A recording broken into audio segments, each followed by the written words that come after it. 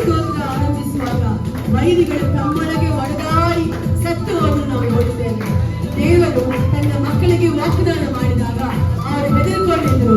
ಆದರೆ ದೇವರು ಹೇಳಿದ್ರು, ಸ್ತುತಿ ಮಾಡಿರಿ, ಗೆಲ್ಲಿರಿ ಅಂತ ದೇವರು ಹೇಳಿದ್ರು. ಅವರು ಸ್ತುತಿಸುತ್ತಾ ಇರುವಾಗಲೇ ಎಲ್ಲರೂ ತಮ್ಮೊಳಗೆ ಒಡೆದಾಡಿ ಸತ್ತು ಹೋಗ್ಬಿಟ್ಟು ದೇವರು ತನ್ನ ಜನಕ್ಕೋಸ್ಕರ ಯುದ್ಧ ಮಾಡುತ್ತಾರೆ.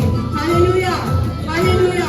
ನೀವು ನಿಮಗೋಸ್ಕರ ಯುದ್ಧ ಮಾಡೋದಕ್ಕೆ ಬೇಡ, ದೇವರು ನಿಮಗೋಸ್ಕರ ಯುದ್ಧ ಮಾಡಿದ್ದಾರೆ. ಹಲ್ಲೆಲೂಯಾ. ವೈರಿಗಳು ತಮ್ಮೊಳಗೆ ಹೊಡೆದಾಡಿ ಸತ್ತು ಹೋದರು. ಸ್ತುತಿ ಸ್ತೋತ್ರ ಆರಂಭಿಸಲು ವೈರಿಗಳು ತಮ್ಮೊಳಗೆ ಹೊಡೆದಾಡಿ ಸತ್ತು ಹೋದರು. ಎಲ್ಲ ಸಾಧ್ಯ, ಎಲ್ಲ ಸಾಧ್ಯ, ನಿನಗೆ ಎಲ್ಲ ಸಾಧ್ಯ, ಎಲ್ಲ ಸಾಧ್ಯ, ನಿನಗೆ ಎಲ್ಲ ಸಾಧ್ಯ. ಅಸಾಧ್ಯವೂ ಒಂದು ಇಲ್ಲ, ನಿನ್ನಿಂದ ಅಸಾಧ್ಯವೂ ಒಂದು ಇಲ್ಲ. ಅಸಾಧ್ಯವೂ ಒಂದು ಇಲ್ಲ, ನಿನ್ನಿಂದ ಅಸಾಧ್ಯವೂ ಒಂದು ಇಲ್ಲ. ಸುಂದರ ದ್ವಾರದಲ್ಲಿ ಹುಟ್ಟು ಕುಂಟನೊಬ್ಬ ನಡೆದನು ಯೇಸುವಿನಲ್ಲಿ. ಎಲ್ಲ ಸಾಧ್ಯ ಎಂದು ನೋಡುತ್ತೇವೆ. ಹುಟ್ಟು ಕುಂಟನನ್ನು ಯಾರಾದರೂ ವಾಸಿ ಮಾಡಲು ಸಾಧ್ಯನೋ? ಔಷಧಿಗಳನ್ನು ಸರಿಪಡಿಸಕ್ಕಾಗುತ್ತಾ? ಆದರೆ ಹುಟ್ಟು ಕುಂಟನವನು ಅವನ ದೇವರ ಮೇಲೆ ನಂಬಿಕೆ ಇಟ್ಟ ಕಾರಣ, ದೇವರ ಮೇಲೆ ನಂಬಿಕೆ ಇಟ್ಟ ಕಾರಣ ಈ ಲೋಕದಲ್ಲಿ ದೊಡ್ಡ ಒಂದು ಅದ್ಭುತವನ್ನು ನೋಡಿದ. ನನ್ನ ಮಗನೇ, ಮಗಳೇ, ನೀವು ದೇವರ ಮೇಲೆ ನಂಬಿಕೆ ಇಡಿರಿ, ಅವನನ್ನು ನಂಬಿರಿ, ಅವನನ್ನು ಕೂಗಿರಿ, ನಿಮ್ಗೆ ಅವಮಾನ ಉಂಟಾಗೋದೇ ಇಲ್ಲ.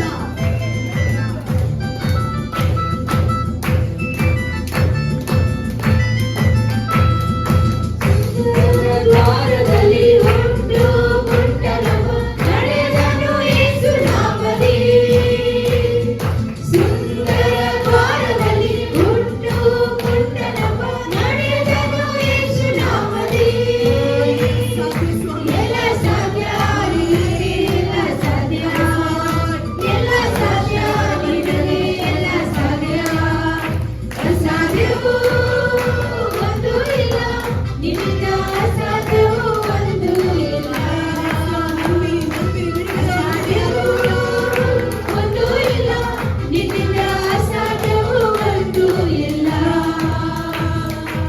ಕೋಲು ಬರಿಕೈಯಾಗಿ ಹೊಟ್ಟೆಪಾಡಿಗಾಗಿ ಹೋದ ಯಾಕೋಬನನ್ನು ದೇವರು ಹೆಚ್ಚಿಸಿದ್ರು ನಾವು ನೋಡಿದ್ದೇವೆ.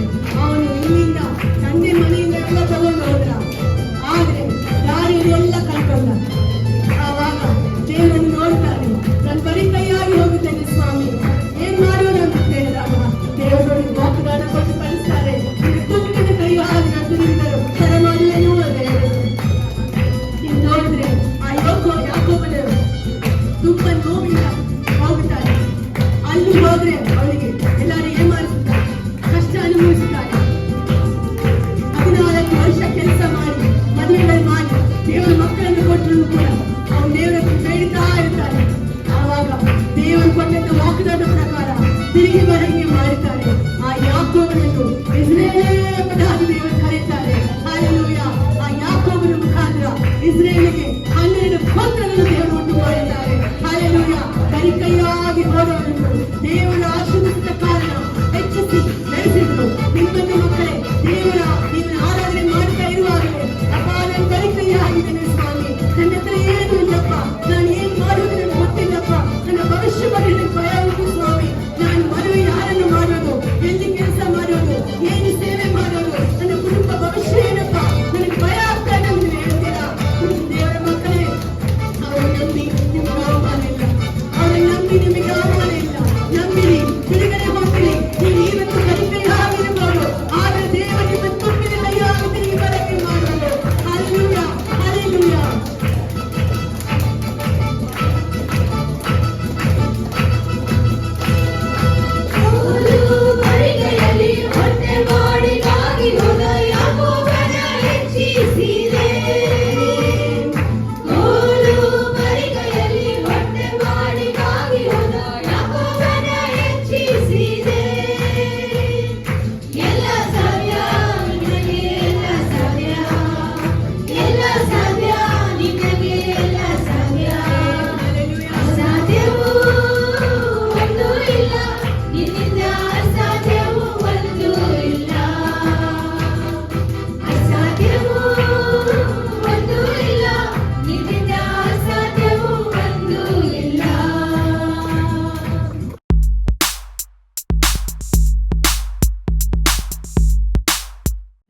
ದೇವರ ಪರಿಶುದ್ಧ ನಾಮಕ್ಕೆ ಉಂಟಾಗಲಿ. ಈ ಸುಂದರವಾದ ಮುಂಚಾನೆ ವೇಳೆಯಲ್ಲಿ ನಾವೆಲ್ಲರೂ ದೇವರ ಪ್ರಸಿದ್ಧದಲ್ಲಿ ಕೂಡಿ ಬಂದು ದೇವರನ್ನು ಆಸಕ್ತಿಯಿಂದ ಆರಾಧಿಸಲು ಕೊಟ್ಟಂತ ಒಳ್ಳೆಯ ಅವಕಾಶಕ್ಕಾಗಿ ಆತನಿಗೆ ನಾನು ಹೆಚ್ಚಾದ ವಂದನೆಯನ್ನು ಸಲ್ಲಿಸ್ತೇನೆ.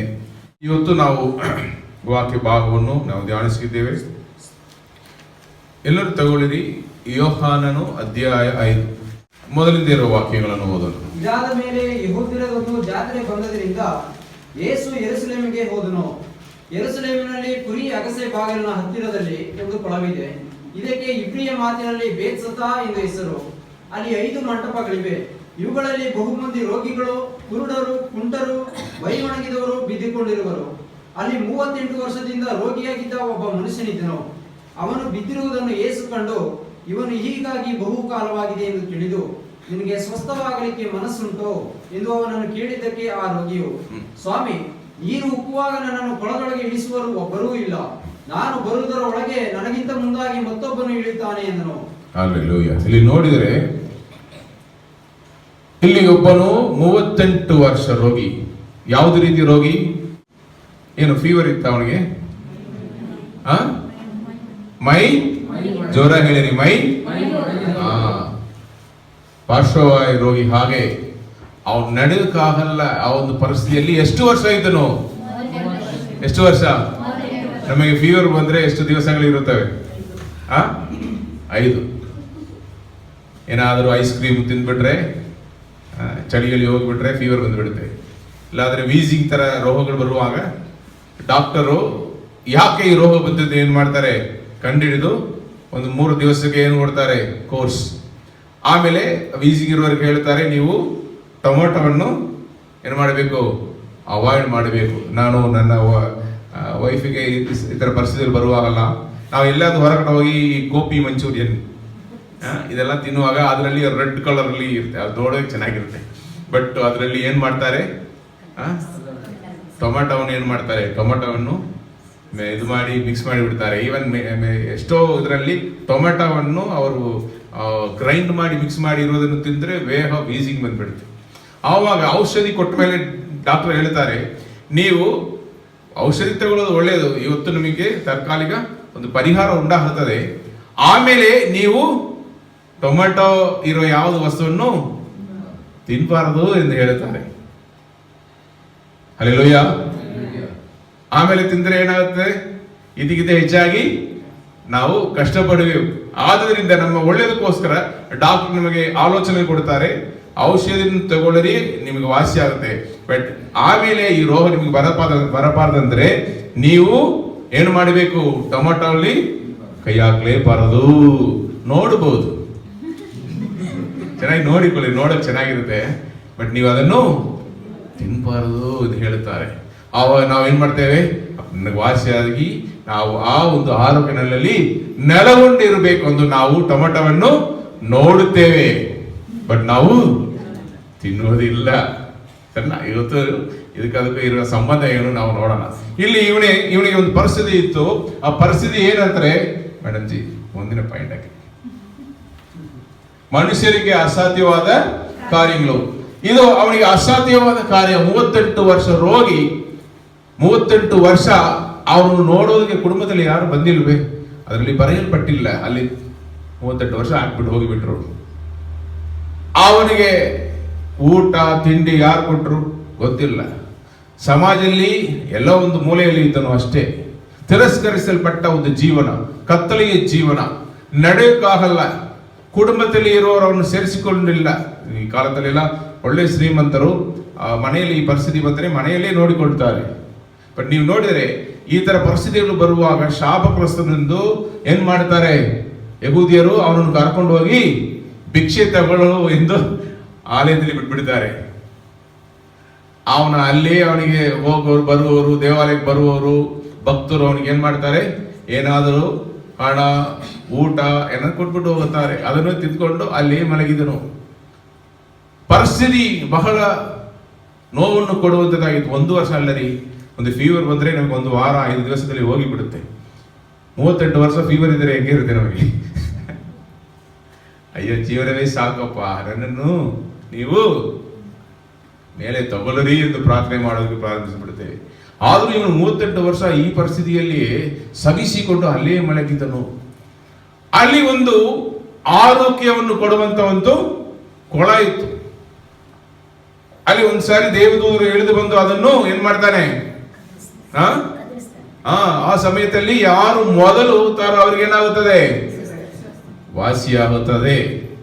ಆದ್ದರಿಂದ ಇವನು ಎಷ್ಟೋ ಸಾರಿ ಹೋಗಬೇಕೆಂದು ಅವನು ಪ್ರಯಾಸ ಪಟ್ಟರು, ಸಹಾಯ ಮಾಡುವವರು ಯಾರು ಇಲ್ಲ. ಆದ್ದರಿಂದ ಪರಿಸ್ಥಿತಿ ಹೆಂಗೆ ಅಂತಂದ್ರೆ ಅಸಾಧ್ಯವಾದ ಒಂದು ಪರಿಸ್ಥಿತಿ. ನಿರೀಕ್ಷೆ ಇಲ್ಲ, ನಂಬಿಕೆ ಇಲ್ಲ, ಭರವಸೆ ಏನೂ ಇಲ್ಲ. ಯಾವಾಗ ಯಾರು ಬಂದು ನನಗೆ ಸಹಾಯ ಮಾಡುವರು ಎಂದು ಕಾಯ್ತಾ ಇದ್ದರು. ಆ ದಿವಸ ಸಬ್ಬತ್ ದಿವಸ. ಸಬ್ಬತ್ ದಿವಸ ಅಂದ್ರೆ ಏನು? ವಿಶ್ರಾಂತಿಯ ದಿವಸ. ಕಟ್ಟಳೆಗಳಲ್ಲಿ ದೇವರು ವಿಶ್ರಾಂತಿ ದಿವಸದಲ್ಲಿ ಏನು ಹೇಳಿದ್ರು? 6 ದಿವಸ ನೀವು ಚೆನ್ನಾಗಿ ಕೆಲಸ ಮಾಡಿರಿ, 7ನೇ ದಿವಸ ನಿಮಗೆ ವಿಶ್ರಾಂತಿಯ ದಿವಸ. ವಿಶ್ರಾಂತಿ ದಿವಸದಲ್ಲಿ ಏನು ಮಾಡಬೇಕು? ಚೆನ್ನಾಗಿ ನಾವು ಊಟ ಮಾಡಿ, ಮಟನ್ ಚಿಕನ್ ಎಲ್ಲ ನಾವು ಅಡಿಗೆ ಮಾಡಿ ಮನೆಯಲ್ಲಿ ಮಲಗಿ ನಿದ್ರೆ ಮಾಡಬೇಕು. ಮಧ್ಯಾಹ್ನಕ್ಕೆ ಆ ಕಾಲದಲ್ಲೆಲ್ಲ ಒಳ್ಳೆಯ ಟೂರಿಸ್ಟ್ ಸ್ಪಾಟ್ಗೆ ಹೋಗ್ತಾರೆ, ಸಿನಿಮಾಗೆ ಹೋಗ್ತಾ ಇದ್ದರು. ಬಟ್ ದೇವರು ಕೊಟ್ಟಿರುವ ಕಟ್ಟಳೆ ಏನಂತಾರೆ, 6 ದಿವಸ ಕೆಲಸ ಮಾಡೋದಕ್ಕೆ ಬಲ ಕೊಡುವ ದೇವರಿಗೆ 1 ದಿವಸ ನೀವು ವಿಶ್ರಾಂತಿ ತಗೊಂಡು ಬಂದು ಕೃತಜ್ಞತೆ ಉಳ್ಳವರಾಗಿ ಅವರಿಗೆ ವಂದನೆಗಳನ್ನು ಸಲ್ಲಿಸಿ. ಯಾಕಂದ್ರೆ ಮನುಷ್ಯನು 7 ದಿವಸ ಕೆಲಸ ಮಾಡಿದರೆ ನಾನು ಸ್ವಂತ ಬಲದಿಂದ ಮಾಡುತ್ತೇನೆ, ದೇವರಿಗೆ ಕೃತಜ್ಞತೆ ಇಲ್ಲದವನಾಗಿ ಅವನು ಬದುಕೋದಕ್ಕೆ ಪ್ರಾರಂಭಿಸ್ತಾನೆ. ಅದೇ ಬದುಕು ಬಾಳಿನ ಡಂಬ. ಬದುಕು ಬಾಳಿನ ಡಂಬ ಅಂದ್ರೆ ಏನು? ಅದು ಗರ್ವ, ಅಹಂಕಾರ. ನಾನು ನನ್ನ ಬಲದಿಂದ, ನನಗೆ ಹಣ, ನನ್ನ ಕೈಯಲ್ಲಿ ಹಣ ಉಂಟು, ನನಗೆ ದೇವರು ತಲವಂತಗಳನ್ನು ಕೊಟ್ಟಿದ್ದಾರೆ, ಆದ್ರಿಂದ ಈ ದೇವರು ನನಗೆ ಬೇಡ. ಸೈತಾನನು ವಂಚಿಸಿದದು ಆ ರೀತಿಯಲ್ಲಿ. ನೀನು ಈ ಹಣ್ಣನ್ನು ತಿಂದರೆ ಕಣ್ಣುಗಳು ತೆರೆಯಲ್ಪಡೋದು, ನೀವು ದೇವರ ಹಾಗೆ ಆಗುವಿರಿ, ನಿಮಗೆ ಒಳ್ಳೇದು ಕೆಟ್ಟದ್ದು ಏನೆಂದು ಗೊತ್ತಾಗುತ್ತದೆ, ನೀವು ನೀವಾಗಿ ಬದುಕೋದಕ್ಕೆ ಪ್ರಾರಂಭಿಸುವಿರಿ, ನಿಮಗೆ ದೇವರ ಅವಶ್ಯಕತೆನೇ ಇಲ್ಲ. ಅದೇ ಬದುಕು ಬಾಳಿನ ಡಂಬ. ನೀವು ನೋಡಿದರೆ ವಿಶ್ವಾಸಿಗಳು ಕೂಡ ಕಷ್ಟ ಕಾಲಗಳು, ರೋಗಗಳು ಇರುವಾಗಲ್ಲ ಸಭೆಗೆ 10 ಸಭೆ ಹತ್ರ 10 ಗಂಟೆಗೆಲ್ಲ ಬಂದು ಬಿಡ್ತಾರೆ. ಅಷ್ಟು ಬೇರೆ ಎಲ್ಲಿ ಏನಾದ್ರು ದಿವಸದಲ್ಲಿ ಇರಬೇಕು, ಮೀಟಿಂಗ್ ಇದೆಯಾ ಅದಕ್ಕೂ ಬರಲ್ಲ. ರಾತ್ರಿ ಏನಾದ್ರು ಮೀಟಿಂಗ್ ಇಟ್ಟಿದ್ದೀರಾ, ಅವಾಗ ನಾನು ಬರಲ್ಲ, ಅದನ್ನ ಕೇಳ್ತಾರೆ. ಅಪ್ಪ ನೀನು ಹೋಗಿ ಮಾಡೋದು, ರಾತ್ರಿ ನಾ ಬರಬೇಡ. ಬಟ್ ವಾಸಿಯಾಗಿ ಚೆನ್ನಾಗಿ ಆದ ಮೇಲೆ, ಬಲ ಸಿಕ್ಕಿದ ಮೇಲೆ ಸಭೆಗೆ ಅವರು ಬರುವುದೇ ಇಲ್ಲ. ಇಲ್ಲಾಂದ್ರೆ ಸಭೆಗೆ ಲೇಟ್ ಆಗಿ ಬರುತ್ತಾರೆ. VIP list. ಲೇಟ್ ಆಗಿ ಬರೋರು ಯಾರು? VIPs. ಅವರಿಗೆಲ್ಲ VIP ಸೀಟ್ ಕೊಡಬೇಕು, ದೊಡ್ಡ ಸೋಫಾ ಹಾಕಿ ಅಲ್ಲೇ ಒಂದು ಏನ್ ಮಾಡಬೇಕು, ಪಿಲ್ಲೋ ಕೊಟ್ಟು ಮಲೆ ಕೊಡರಿ ಅಂತ ಹೇಳ್ಬೇಕು. ಅದೇನು ಗೊತ್ತಾ, ಯಾವಾಗ ಹೋದ್ರೆ ಏನು, ಕೆಲವರು ವಾಕ್ಯ ಭಾಗ ಮಾತ್ರ ಬರುತ್ತಾರೆ. ಅದು ಒಂದು ದೋಸೆ ಅಂದ್ರೆ 2 ಕಡೆ ಏನಾಗಿರ್ಬೇಕು, ನಮ್ದು 1 ಕಡೆ ಮಾತ್ರ ಬೆಂದಿರುತ್ತೆ, ಅರ್ಧ ಬೆಂದಿರೋ ವಿಶ್ವಾಸಿಗಳು. ಆರಾಧನೆ ನೀವು ಮಾಡದಿದ್ರೆ ನಿಮಗೆ ವಾಕ್ಯ ಭಾಗ ಅರ್ಥವೇ ಆಗಲ್ಲ ರೀ. ಆಮೇಲೆ ಆತ್ಮ ನಿಮ್ಮನ್ನು ಮುಟ್ಟಿ ನಿಮ್ಮ ಕಣ್ಣುಗಳನ್ನು ತೆರೆದು ವಾಕ್ಯದಲ್ಲಿ ಇರುವ ರಹಸ್ಯಗಳು, ಬೊಕ್ಕಸಗಳನ್ನು ದೇವರು ತೋರಿಸ್ತಾರೆ, ಅದು ನೋಡ್ಬೋದು. ನೀವು ಆರಾಧನೆ ಮಾಡಲಿಲ್ಲ, ನೀವು ಅರ್ಧ ಭಾಗವನ್ನು ಬಿಟ್ಬಿಟ್ಟು ಇನ್ನೊಂದು ಅರ್ಧ ಭಾಗದಲ್ಲಿ ಬಂದು ಕೂತ್ಕೊಂಡು ಬರೀ ಒಂದು ಕತೆ ಏನೋ ಹೇಳ್ತಾರೆ ಎಂದು ನಿಮ್ಮ ಹೃದಯದಲ್ಲಿ ಹೋಗುತ್ತೆ, ಬಟ್ ಅದು ಕೂತ್ಕೊಳ್ಳಲ್ಲ. ಹಲ್ಲೆಲೂಯ. ನಮಗೆ ಈ ಬದುಕು ಬಾಳಿನ ಡಂಬ ಬರಬಾರದು. ಇಲ್ಲಿ ಇವನ ಪರಿಸ್ಥಿತಿಯನ್ನು ನೋಡಿದರೆ ಅವನು ಯಾರು ಸಹಾಯ ಮಾಡೋದು ಯಾರು ಇಲ್ಲ, ಎಲ್ಲರೂ ಕೈ ಬಿಟ್ಟರು, ನಿರೀಕ್ಷೆ ಇಲ್ಲ, ನಂಬಿಕೆ ಇಲ್ಲ. ಯಾರಾದ್ರೂ ಒಬ್ಬರು ಸಹಾಯ ಮಾಡೋದಕ್ಕೆ ಕರೆದರೂ ಸಹಾಯ ಮಾಡಕ್ ಬರ್ತಾ ಇಲ್ಲ. ಈ ಒಂದು ಪರಿಸ್ಥಿತಿಯಲ್ಲಿ ಇರುವ ಇವನಿಗೆ ಸಬ್ಬತ್ ದಿವಸ, ವಿಶ್ರಾಂತಿ ದಿವಸವನ್ನು ದೇವರು ಸೃಷ್ಟಿ ಮಾಡಿದ ಆ ಒಂದು ಉದ್ದೇಶವನ್ನು ಆ ನಾಸರೇತ್ ಮ್ಯಾನಿಫೆಸ್ಟೋ ಅಲ್ಲಿ, ನಾಸರೇತ್ ಅಲ್ಲಿ ಅವರು ಸಭಾಮಂದಿರದಲ್ಲಿ ಅವರು ಪ್ರಸಂಗಿಸುವಾಗ ಹೇಳಿದರು, ಬಿಡುಗಡೆಯನ್ನು ಮಾಡುವ ದಿವಸ ಅದು. ಹಲ್ಲೆಲೂಯಾ. ನೀವು ವಿಶ್ರಾಂತಿ ದಿವಸದಲ್ಲಿ ಕೃತಜ್ಞತೆ ಉಳ್ಳವರಾಗಿ ಬಂದು ದೇವರನ್ನು ನೀವು ಆರಾಧಿಸುತ್ತೀರಿ. ಅಪ್ಪ, ಈ 6 ದಿವಸಗಳು ನೀವು ಕೊಟ್ಟಂತ ಜ್ಞಾನ, ನೀವು ಕೊಟ್ಟಂತ ತಲಾಂತಗಳಿಗಾಗಿ, ನೀವು ಕೊಟ್ಟಂತ ಎಲ್ಲ ಬೆಲೆಗಾಗಿ ನಿಮಗೆ ವಂದನೆಗಳು. ಹಲ್ಲೆಲೂಯಾ. ಹಾಗೆ ನಾವು ಕೃತಜ್ಞತೆ ಉಳ್ಳವರಾಗಿ ದೇವರಿಗೆ ಸ್ತುತಿ ಸ್ತೋತ್ರ ವಂದನೆಗಳನ್ನು ಸಲ್ಲಿಸಿ ಹೊಸ ವಾರವನ್ನು ದೇವರ ಪ್ರಾರಂಭದಲ್ಲಿ ಪ್ರಾರಂಭಿಸುವಾಗ ಅದು ನಮಗೆ ಆ ವಾರ ಆಶೀರ್ವಾದಕರವಾಗಿರುವುದು. ಹಲ್ಲೆಲೂಯಾ. ಸೃಷ್ಟಿ ಮಾಡಿದ ದೇವರಿಗೆ ಮಹಿಮೆಯನ್ನು ಸಲ್ಲಿಸುವ ದಿವಸ ಅದು. ಸೃಷ್ಟಿ ಮಾಡುವ ದೇವರಿಗೆ ಘನಮಾನ ಮರ್ಯಾದೆಯನ್ನು ಕೊಡುವ ದಿವಸ ಅದು. ಹಲ್ಲೆಲೂಯಾ. ಎಷ್ಟು ಕೆಲಸಗಳಿದ್ದರೂ ಆ ವಿಶ್ರಾಂತಿ ದಿವಸದಲ್ಲಿ ದೇವರ ಪಾದಕ್ಕೆ ನಾವು ಓಡಿ ಬರಬೇಕು. ಹಲ್ಲೆಲೂಯಾ. ಇಲ್ಲಿ ಯೇಸು ಕರ್ತನು ಆ ವಿಶ್ರಾಂತಿ ದಿವಸದಲ್ಲಿ ಕೆಲಸ ಮಾಡಬಾರದೆಂದು ಅಲ್ಲಿ ಆ ಸಮಯದಲ್ಲಿ ಇದ್ದ ಮತಬೋಧಕರೆಲ್ಲ ಯಾವುದು ಕೆಲಸವನ್ನು ಮಾಡಬಾರದು. ದೇವರು ಹೇಳಿದ್ರು, ನೀವು ನಿಮ್ಮ ಕೆಲಸಗಳಿಗೆ ನೀವು ಹೋಗಿ ದೇವರಿಗೆ ಪ್ರಾಮುಖ್ಯತೆ ಕೊಡದೆ ನೀವು ಮಾಡಬಾರದೆಂದು ಹೇಳಿದರೆ ಹೊರತು ಬೇರೆ ಏನು ಹೇಳಿಲ್ಲ. ಆ ದಿವಸದಲ್ಲಿ ಬೇರೆ ಕೆಲಸಗಳು ಮಾಡಬಾರದು, ಸಭೆಗೆ ಬಂದು ಬಿಡಿ. ಇಲ್ಲಿ ಸಣ್ಣ ಸಣ್ಣ ಕೆಲಸಗಳು ಕೂಡ ಮಾಡಿದರೆ ಅದು ಪಾಪ ಎಂದು ಆ ಕಾಲದಲ್ಲಿ ಬದುಕುತ್ತಾ ಇದ್ದ ಮತಬೋಧಕರು ಬರೆದಿಟ್ಟಿದ್ದರು. ಚಾಪೆಯನ್ನು ತಗೊಂಡು ಹೋಗೋದೇ ಪಾಪ ಅವರಿಗೆ. ಇಲ್ಲಿ ಒಬ್ಬನು ಮಲಗಿದಾನೆ, ಕಟ್ಟಲ್ಪಟ್ಟು ಮಲಗಿದಾನೆ, ಶೈತಾನ ಬಂಧನದಲ್ಲಿ ಬಿದ್ದಿದ್ದಾನೆ. ಅವನನ್ನು ಯಾರು ಏನು ನೋಡೋದಿಲ್ಲ, ಬಟ್ ಅವನಿಗೆ ಬಿಡುಗಡೆ ಆಗುವಾಗ ಇವರಿಗೆ ಕೋಪ ಬಂದಿತ್ತು. ಇಲ್ಲಿ ಅವನು ಹಿಂಗೆ ಮಲಗಿದ್ದಾನೆ, ಅವನ ಪರಿಸ್ಥಿತಿ ಹೇಳ್ತಾನೆ, ನನಗೆ ಸಹಾಯ ಮಾಡುವವರು ಯಾರು ಇಲ್ಲ.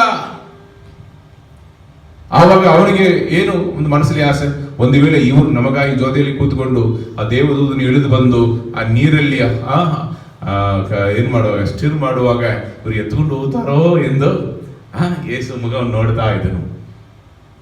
ನಿರೀಕ್ಷೆ ಇಲ್ಲದ ಒಂದು ಪರಿಸ್ಥಿತಿ ಇದ್ರು, ಇವರು ಯಾಕೆ ಬಂದು ಮಾತನಾಡ್ತಾರೆ, ಇವರು ಏನಾದ್ರು ನಮ್ಗೆ ಸಹಾಯ ಮಾಡ್ತಾರಾ ಎಂದು ಅವನು ನೋಡ್ತಾ ಇದ್ದನು.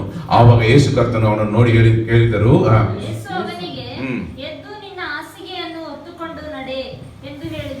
ಎದ್ದು ನಿನ್ನ ಹಾಸಿಗೆಯನ್ನು ಹೊತ್ತುಕೊಂಡು ನಡೆ ಎಂದು ಹೇಳಿದರು. ಅವರು, ನಾನು ನಿನಗೆ ಸಹಾಯ ಮಾಡಿ ನಿನ್ನನ್ನು ಎತ್ತುಕೊಂಡು ಹೋಗಿ ಆ ದೇವದೂತನು ಬರುವಾಗ ನೀರು ಒಳಗಡೆ ನಾನು ನಿಲ್ಲಿಸುವೆನೆಂದು ಹೇಳಿಲ್ಲ. ಹಲ್ಲೆಲೂಯಾ. ಯೇಸು ಹೇಳಿದರು, ನಾನೇ ವಿಶ್ರಾಂತಿ ದಿವಸದ ಒಡೆಯನು. ಹಲ್ಲೆಲೂಯಾ. ನಾನೇ ವಿಶ್ರಾಂತಿ ದಿವಸದ ಒಡೆಯನು, ಬಿಡುಗಡೆ ಮಾಡೋಕೆ ಇಳಿದು ಬಂದಿರುವ ಲೋಕದ ರಕ್ಷಕನು. ಎಂತ ಒಂದು ಕಮಾಂಡ್, ಆಜ್ಞೆ. ಎದ್ದು ನಿನ್ನ ಹಾಸಿಗೆಯನ್ನು ಹೊತ್ತುಕೊಂಡು ಹೋಗು, ನಡೆ. ಅಷ್ಟೇ, ಮುಗಿದು. ಒಂದು ಮಾತು ಹೇಳಿದರು. ಅವನು ನಂಬಿ ಅದನ್ನು ಮಾಡಿ ಅದ್ಭುತವನ್ನು ಪಡ್ಕೊಂಡನು. ನಡೆದಿದ್ದಾರೆ. ಓದಿರಿ. ಆ ಕ್ಷಣವೇ ಆ ಮನುಷ್ಯನು ಸ್ವಸ್ಥನಾಗಿ ತನ್ನ ಹಾಸಿಗೆಯನ್ನು ಹೊತ್ತುಕೊಂಡು ನಡೆದನು. ಎರಡನೇ ಪಾಯಿಂಟ್ ಏನು? ಅಸಾಧ್ಯವಾದ ಕಾರ್ಯಗಳು ದೇವರಿಗೆ ಸಾಧ್ಯವಾಗಿವೆ. ಹಲ್ಲೆಲೂಯಾ. ಇವತ್ತು ನಾನು ನಡೆದಾಡ್ತಾ ಇದ್ದೇನೆಲ್ಲ ಅದು ದೇವರ ಕೃಪೆಯಿಂದಲೇ. ಹಲ್ಲೆಲೂಯಾ. 23 ವಯಸ್ಸಲ್ಲಿ ಬೆಡ್ಡಲ್ಲಿ ಮಲಗಿ ಇದ್ದೆ, ಡಾಕ್ಟರ್ ಕೈ ಬಿಟ್ರು. ಸೈನ್ಸ್ ನಾವು ನಂಬಿದ ಸೈನ್ಸ್, ಡಾಕ್ಟ್ರು, ಔಷಧಿಗಳು ಎಲ್ಲ ನನ್ನ ಕೈ ಬಿಟ್ಟು ಹೋಯ್ತು. ಮುಗಿಸಿಬಿಡ ನಾನು ಇರುವಾಗ ದೇವರು ಇಳಿದು ಬಂದು ನನ್ನನ್ನು ಮುಟ್ಟಿ ವಾಸಿ ಮಾಡಿ ಇವತ್ತು ನಾನು ನಡೆಯುತ್ತಾ ಓಡುತ್ತಾ ಎಲ್ಲ ಇಂಡಿಯಾದಲ್ಲಿ, ಭಾರತ ದೇಶದಲ್ಲಿ 5-6 ಸ್ಟೇಟ್ಗಳಲ್ಲಿ ಹೋಗಿ ಸುವಾರ್ತೆಯನ್ನು ಸಾರೋದಕ್ಕೆ ದೇವರು ಸಹಾಯ ಮಾಡಿ, ಬೇರೆ ಬೇರೆ ಭಾಷೆಗಳಲ್ಲಿ. ಹಲ್ಲೆಲೂಯಾ. ಕುಟುಂಬವನ್ನು ಕೊಟ್ಟು ಆಶೀರ್ವದಿಸಿದರು, ಮಕ್ಕಳನ್ನು ಕೊಟ್ಟು ಆಶೀರ್ವದಿಸಿದರು. ಇವತ್ತು ನಾನು ನಿಲ್ತಾನೆ ಇದೆಯಲ್ಲ, ನನಗೆ ಈ ಕಾಲುಗಳಿಗೆ ಬಲ ಕೊಟ್ಟ ದೇವರು. I am also A miracle. Hallelujah. ನಾನೊಂದು ಅದ್ಭುತ. ನನಗೆ ದೇವರು ಅಸಾಧ್ಯವಾದ ಕಾರ್ಯಗಳನ್ನು ಸಾಧ್ಯಪಡಿಸಿ ತೋರಿಸಿದ್ದರಿಂದ ನಾನು ನಿಮ್ಮ ಮುಂದೆ ಪ್ರಸಂಗ ಮಾಡ್ತಾ ಇದ್ದೇನೆ. ನನಗೆ ಮಾಡಿದ ಉಪಹಾರಗಳನ್ನು ನಾನು ಪ್ರಸಂಗಿಸ್ತೇನೆ. ಎಲ್ಲೋ ಓದಿಕೊಂಡು ಬಂದದಲ್ಲ, ನಾನು ಅನುಭವಿಸುವುದನ್ನು ನಿಮಗೆ ಉಡುಗೊರೆಯಾಗಿ ಕೊಡ್ತಾ ಇದ್ದೇನೆ. ಹಲ್ಲೆಲೂಯಾ. ಇಲ್ಲಿ ಆ ಒಂದು ಪರಿಸ್ಥಿತಿ ಬಹಳ ಭಯಂಕರವಾದದ್ದು. ನಾನು ಯವನಸ್ಥನ ಇರುವಾಗ ಯಾರ ಸಹಾಯವನ್ನು ನಾನು ಕೇಳೋದೇ ಇಲ್ಲ. ಕಿಲೋಮೀಟರ್ ಗಟ್ಟಲೆ ನಡ್ಕೊಂಡು ಹೋಗುವೇನು. ಸೈಕಲ್ ಇತ್ತು, ಬೈಕಲ್ಲ ಏನಲ್ಲ, ಸೈಕಲು ನಡ್ಕೊಂಡೇ ಹೋಗೋದು. ಬಟ್ ಈ ಮಲಗಿರುವಾಗ ಯಾರಾದರೂ ಸಹಾಯ ಬೇಕಾಯಿತು. ವಾಶ್ರೂಮ್ ಕೂಡ ಹೋಗೋದಕ್ಕಾಗಲ್ಲ. ಕಾಲಲ್ಲಿ ಸ್ಯಾಂಡ್ ಅದನ್ನು ಕಟ್ಟಿ ಇಟ್ಟಿದ್ದಾರೆ. ಈ ಡಾಕ್ಟರ್ ಅವರು ರಾತ್ರಿ ಬಂದು ಚೆಕ್ ಮಾಡ್ತಾರೆ ಎಲ್ಲಿ ಎದ್ದಿದ್ದು ಹೋದಾನ ಅಂತ. ನನಗೆ ವಾಶ್ರೂಮ್ ಹೋಗೋದಕ್ಕೆ ಬಿಡಲ್ಲ. ನನಗೆ ರಾತ್ರಿ ಏನು ಮಾಡಿದ್ರು, ನಿಧಾನವಾಗಿ ಎತ್ತಳದು, ಅದನ್ನು ಬಿಚ್ಚಿ ತೆಗೆದುಬಿಟ್ಟು ಹಂಗೆ ನಡ್ಕೊಂಡು ಹೋಗಿ ಬಂದು ಮಲಗಿದ್ದೇನೆ. ಇವರು 12ವರೆಗೆ ರೌಂಡ್ಸ್ ಬರ್ತಾರೆ. ಡಾಕ್ಟರ್ ರಾಮಗುರು ಬರುವಾಗ ನೋಡಿದ್ರೆ, ಏಯ್ ಮಗನೇ ಎತ್ತೋದಿಯಾ, ಹಿಂಗೆ ನೀನು ಮಾಡಿದರೆ ನಿನಗೆ ವಾಸಿ ಆಗಲ್ಲ. ನಾನು ಹೇಳಿದೆ, ನಮಗೆ ಆಗಲ್ಲ ಅದೆಲ್ಲ, ಈ ಪರಿಸ್ಥಿತಿ ನಿಮಗೆ ಆಗಲ್ಲ. ಅವ್ರು ಹೇಳಿದ್ರು, ಅಲ್ಲಲ್ಲ ನೀನು ಇಲ್ಲೇ ಇರಬೇಕು. ನಾನು ಕಣ್ಣೀರು ಬಿಟ್ಟೆ. ಈ ಒಂದು ಪರಿಸ್ಥಿತಿ ಯಾಕೆ ಇರಬೇಕು ಬಂತು. ತಿರುಗಿ ಮಲಗೋದಕ್ಕಾಗಲ್ಲ. ಟ್ರಾಕ್ಷನ್ ಹಾಕಿದ್ದಾರೆ, ಬರೀ ದೇವರನ್ನು ಮಾತ್ರ ನೋಡ್ಬೋದು.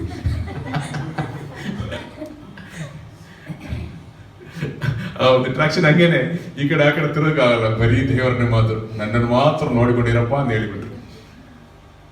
ಗೊತ್ತಾಯ್ತು, ನನಗೆ ಅರ್ಥವಾಗುತ್ತೆ. ಆ ಒಂದು 38 ವರ್ಷ ಅವನಿಗೆ ಒಂದು ಭಯಂಕರವಾದ ಒಂದು ಪರಿಸ್ಥಿತಿ.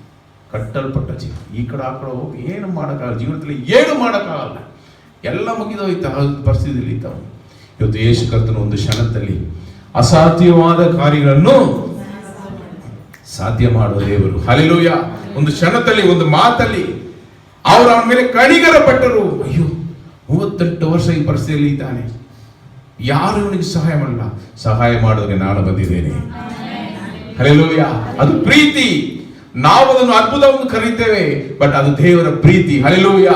ಅವನ ಪ್ರೀತಿಯನ್ನು ಅವನು ಸವಿದನು, ಅವನ ಪ್ರೀತಿಯನ್ನು ಅವನು ಸವಿದು, ಈ ದೇವರು ನಿಜವಾದ ದೇವರೊಂದು ಸತ್ಯವೇದ ಹೇಳ್ತಲ್ಲ, ನೀವು ಸವಿದು ನೋಡಿ ದೇವರು ಒಳ್ಳೆಯವರನ್ನು ತಿಳ್ಕೊಳ್ಳಿರಿ. ಹಲ್ಲೆಲೂಯಾ. ಅವನ ಪ್ರೀತಿಯನ್ನು ಅವನು ಅನುಭವಿಸಿದನು. 38 ವರ್ಷ ಆ ಒಂದು ಬಂಧನ, 38 ವರ್ಷ ಇದ್ದ ಕಟ್ಟು ಒಂದೇ ಕ್ಷಣದಲ್ಲಿ ದೇವರು ಬಿಚ್ಚಿ ಬಿಡುಗಡೆ ಮಾಡಿದರು. ಹಲ್ಲೆಲೂಯಾ. ನೋಡಿರಿ, ಅಲ್ಲಿರುವ ಮನುಷ್ಯರ, ಆ ಬೋಧಕರ, ಮದ ಬೋಧಕರ, ಅಲ್ಲಿ ಇದ್ದವರಿಗೆ ಆ ಒಂದು ಮನೋಭಾವವನ್ನು ನಾವು ನೋಡೋಣ. ಆದರೆ ಆ ದಿವಸ ಸಬ್ಬತ್ ದಿನವಾಗಿತ್ತು.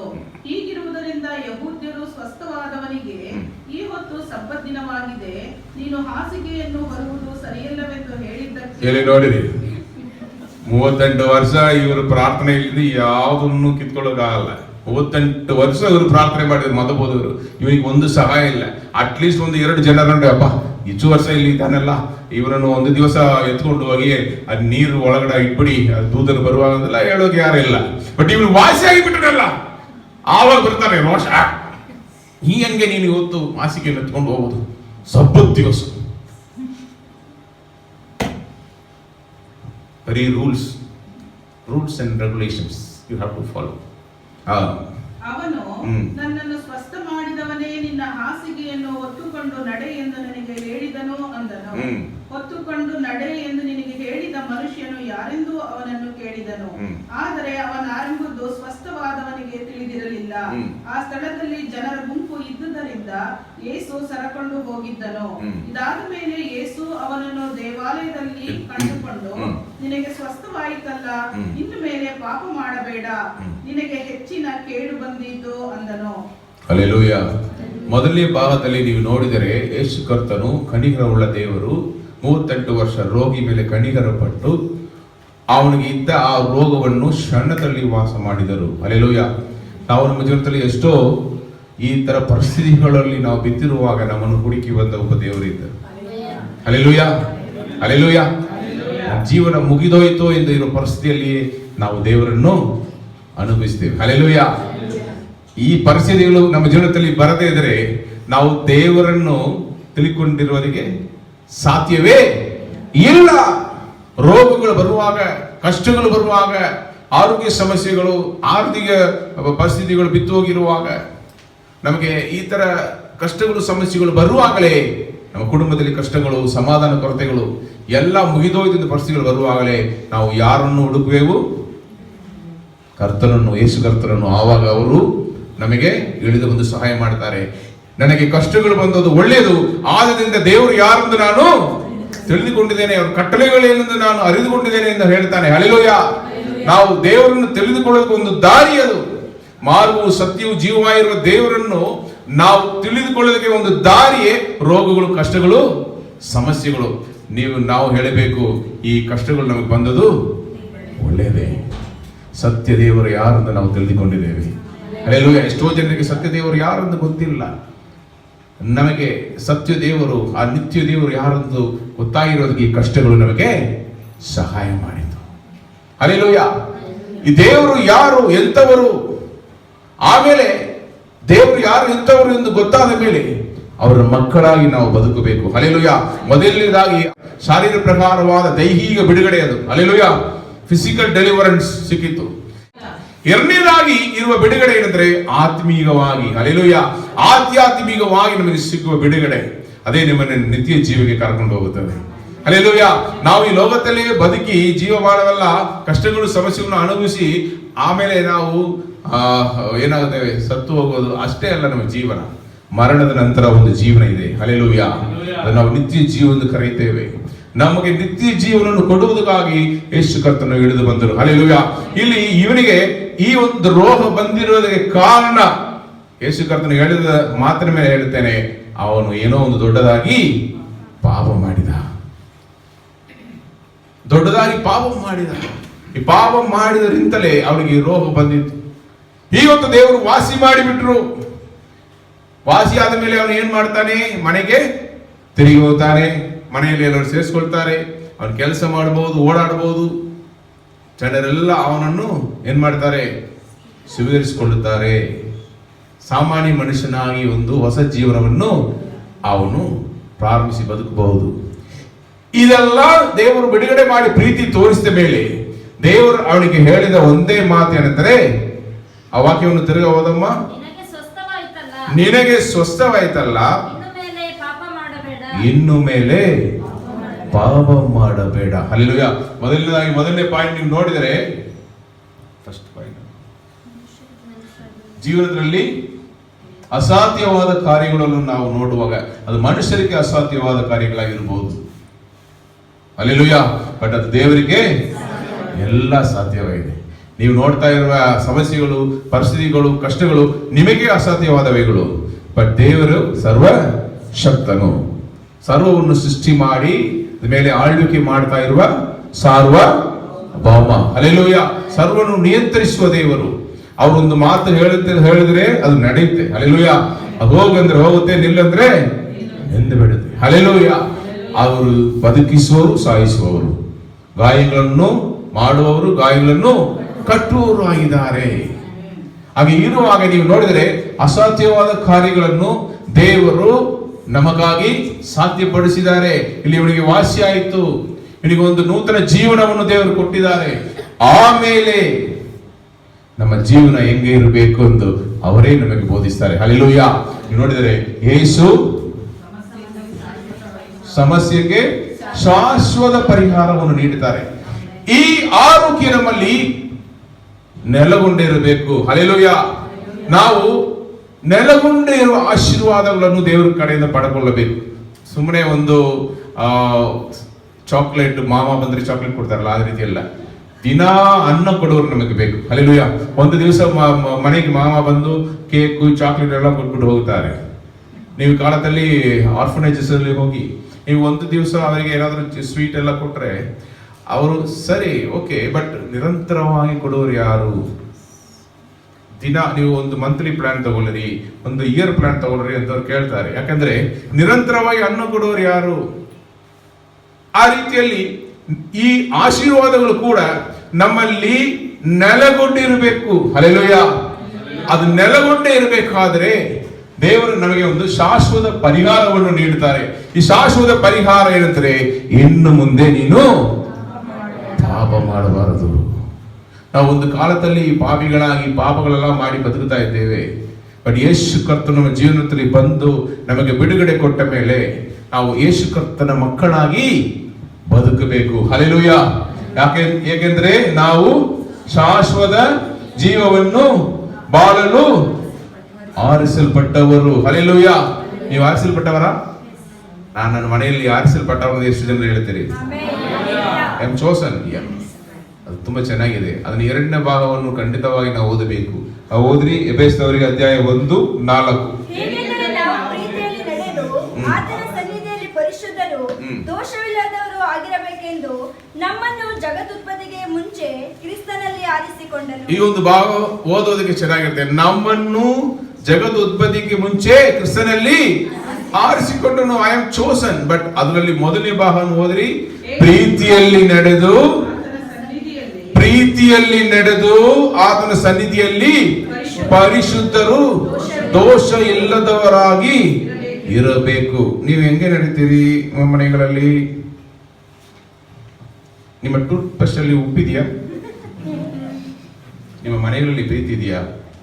ಎಷ್ಟು ಜನರು ಕೈ ಎತ್ತಿ ಹೇಳಬಹುದು, ನಾವು ಪ್ರೀತಿ ತುಂಬಿದ ಜೀವನ ಜೀವಿಸ್ತೇವೆ, ಪ್ರೀತಿ ತುಂಬಿದ ಜೀವಿತ ಜೀವಿಸ್ತೇವೆ. ನಮ್ಮ ಜೀವನದಲ್ಲಿ ಪ್ರೀತಿ ಹೆಚ್ಚಾಗಿದೆ. ಮನೆಯಲ್ಲಿ ಪ್ರೀತಿ ಇಲ್ವಾ?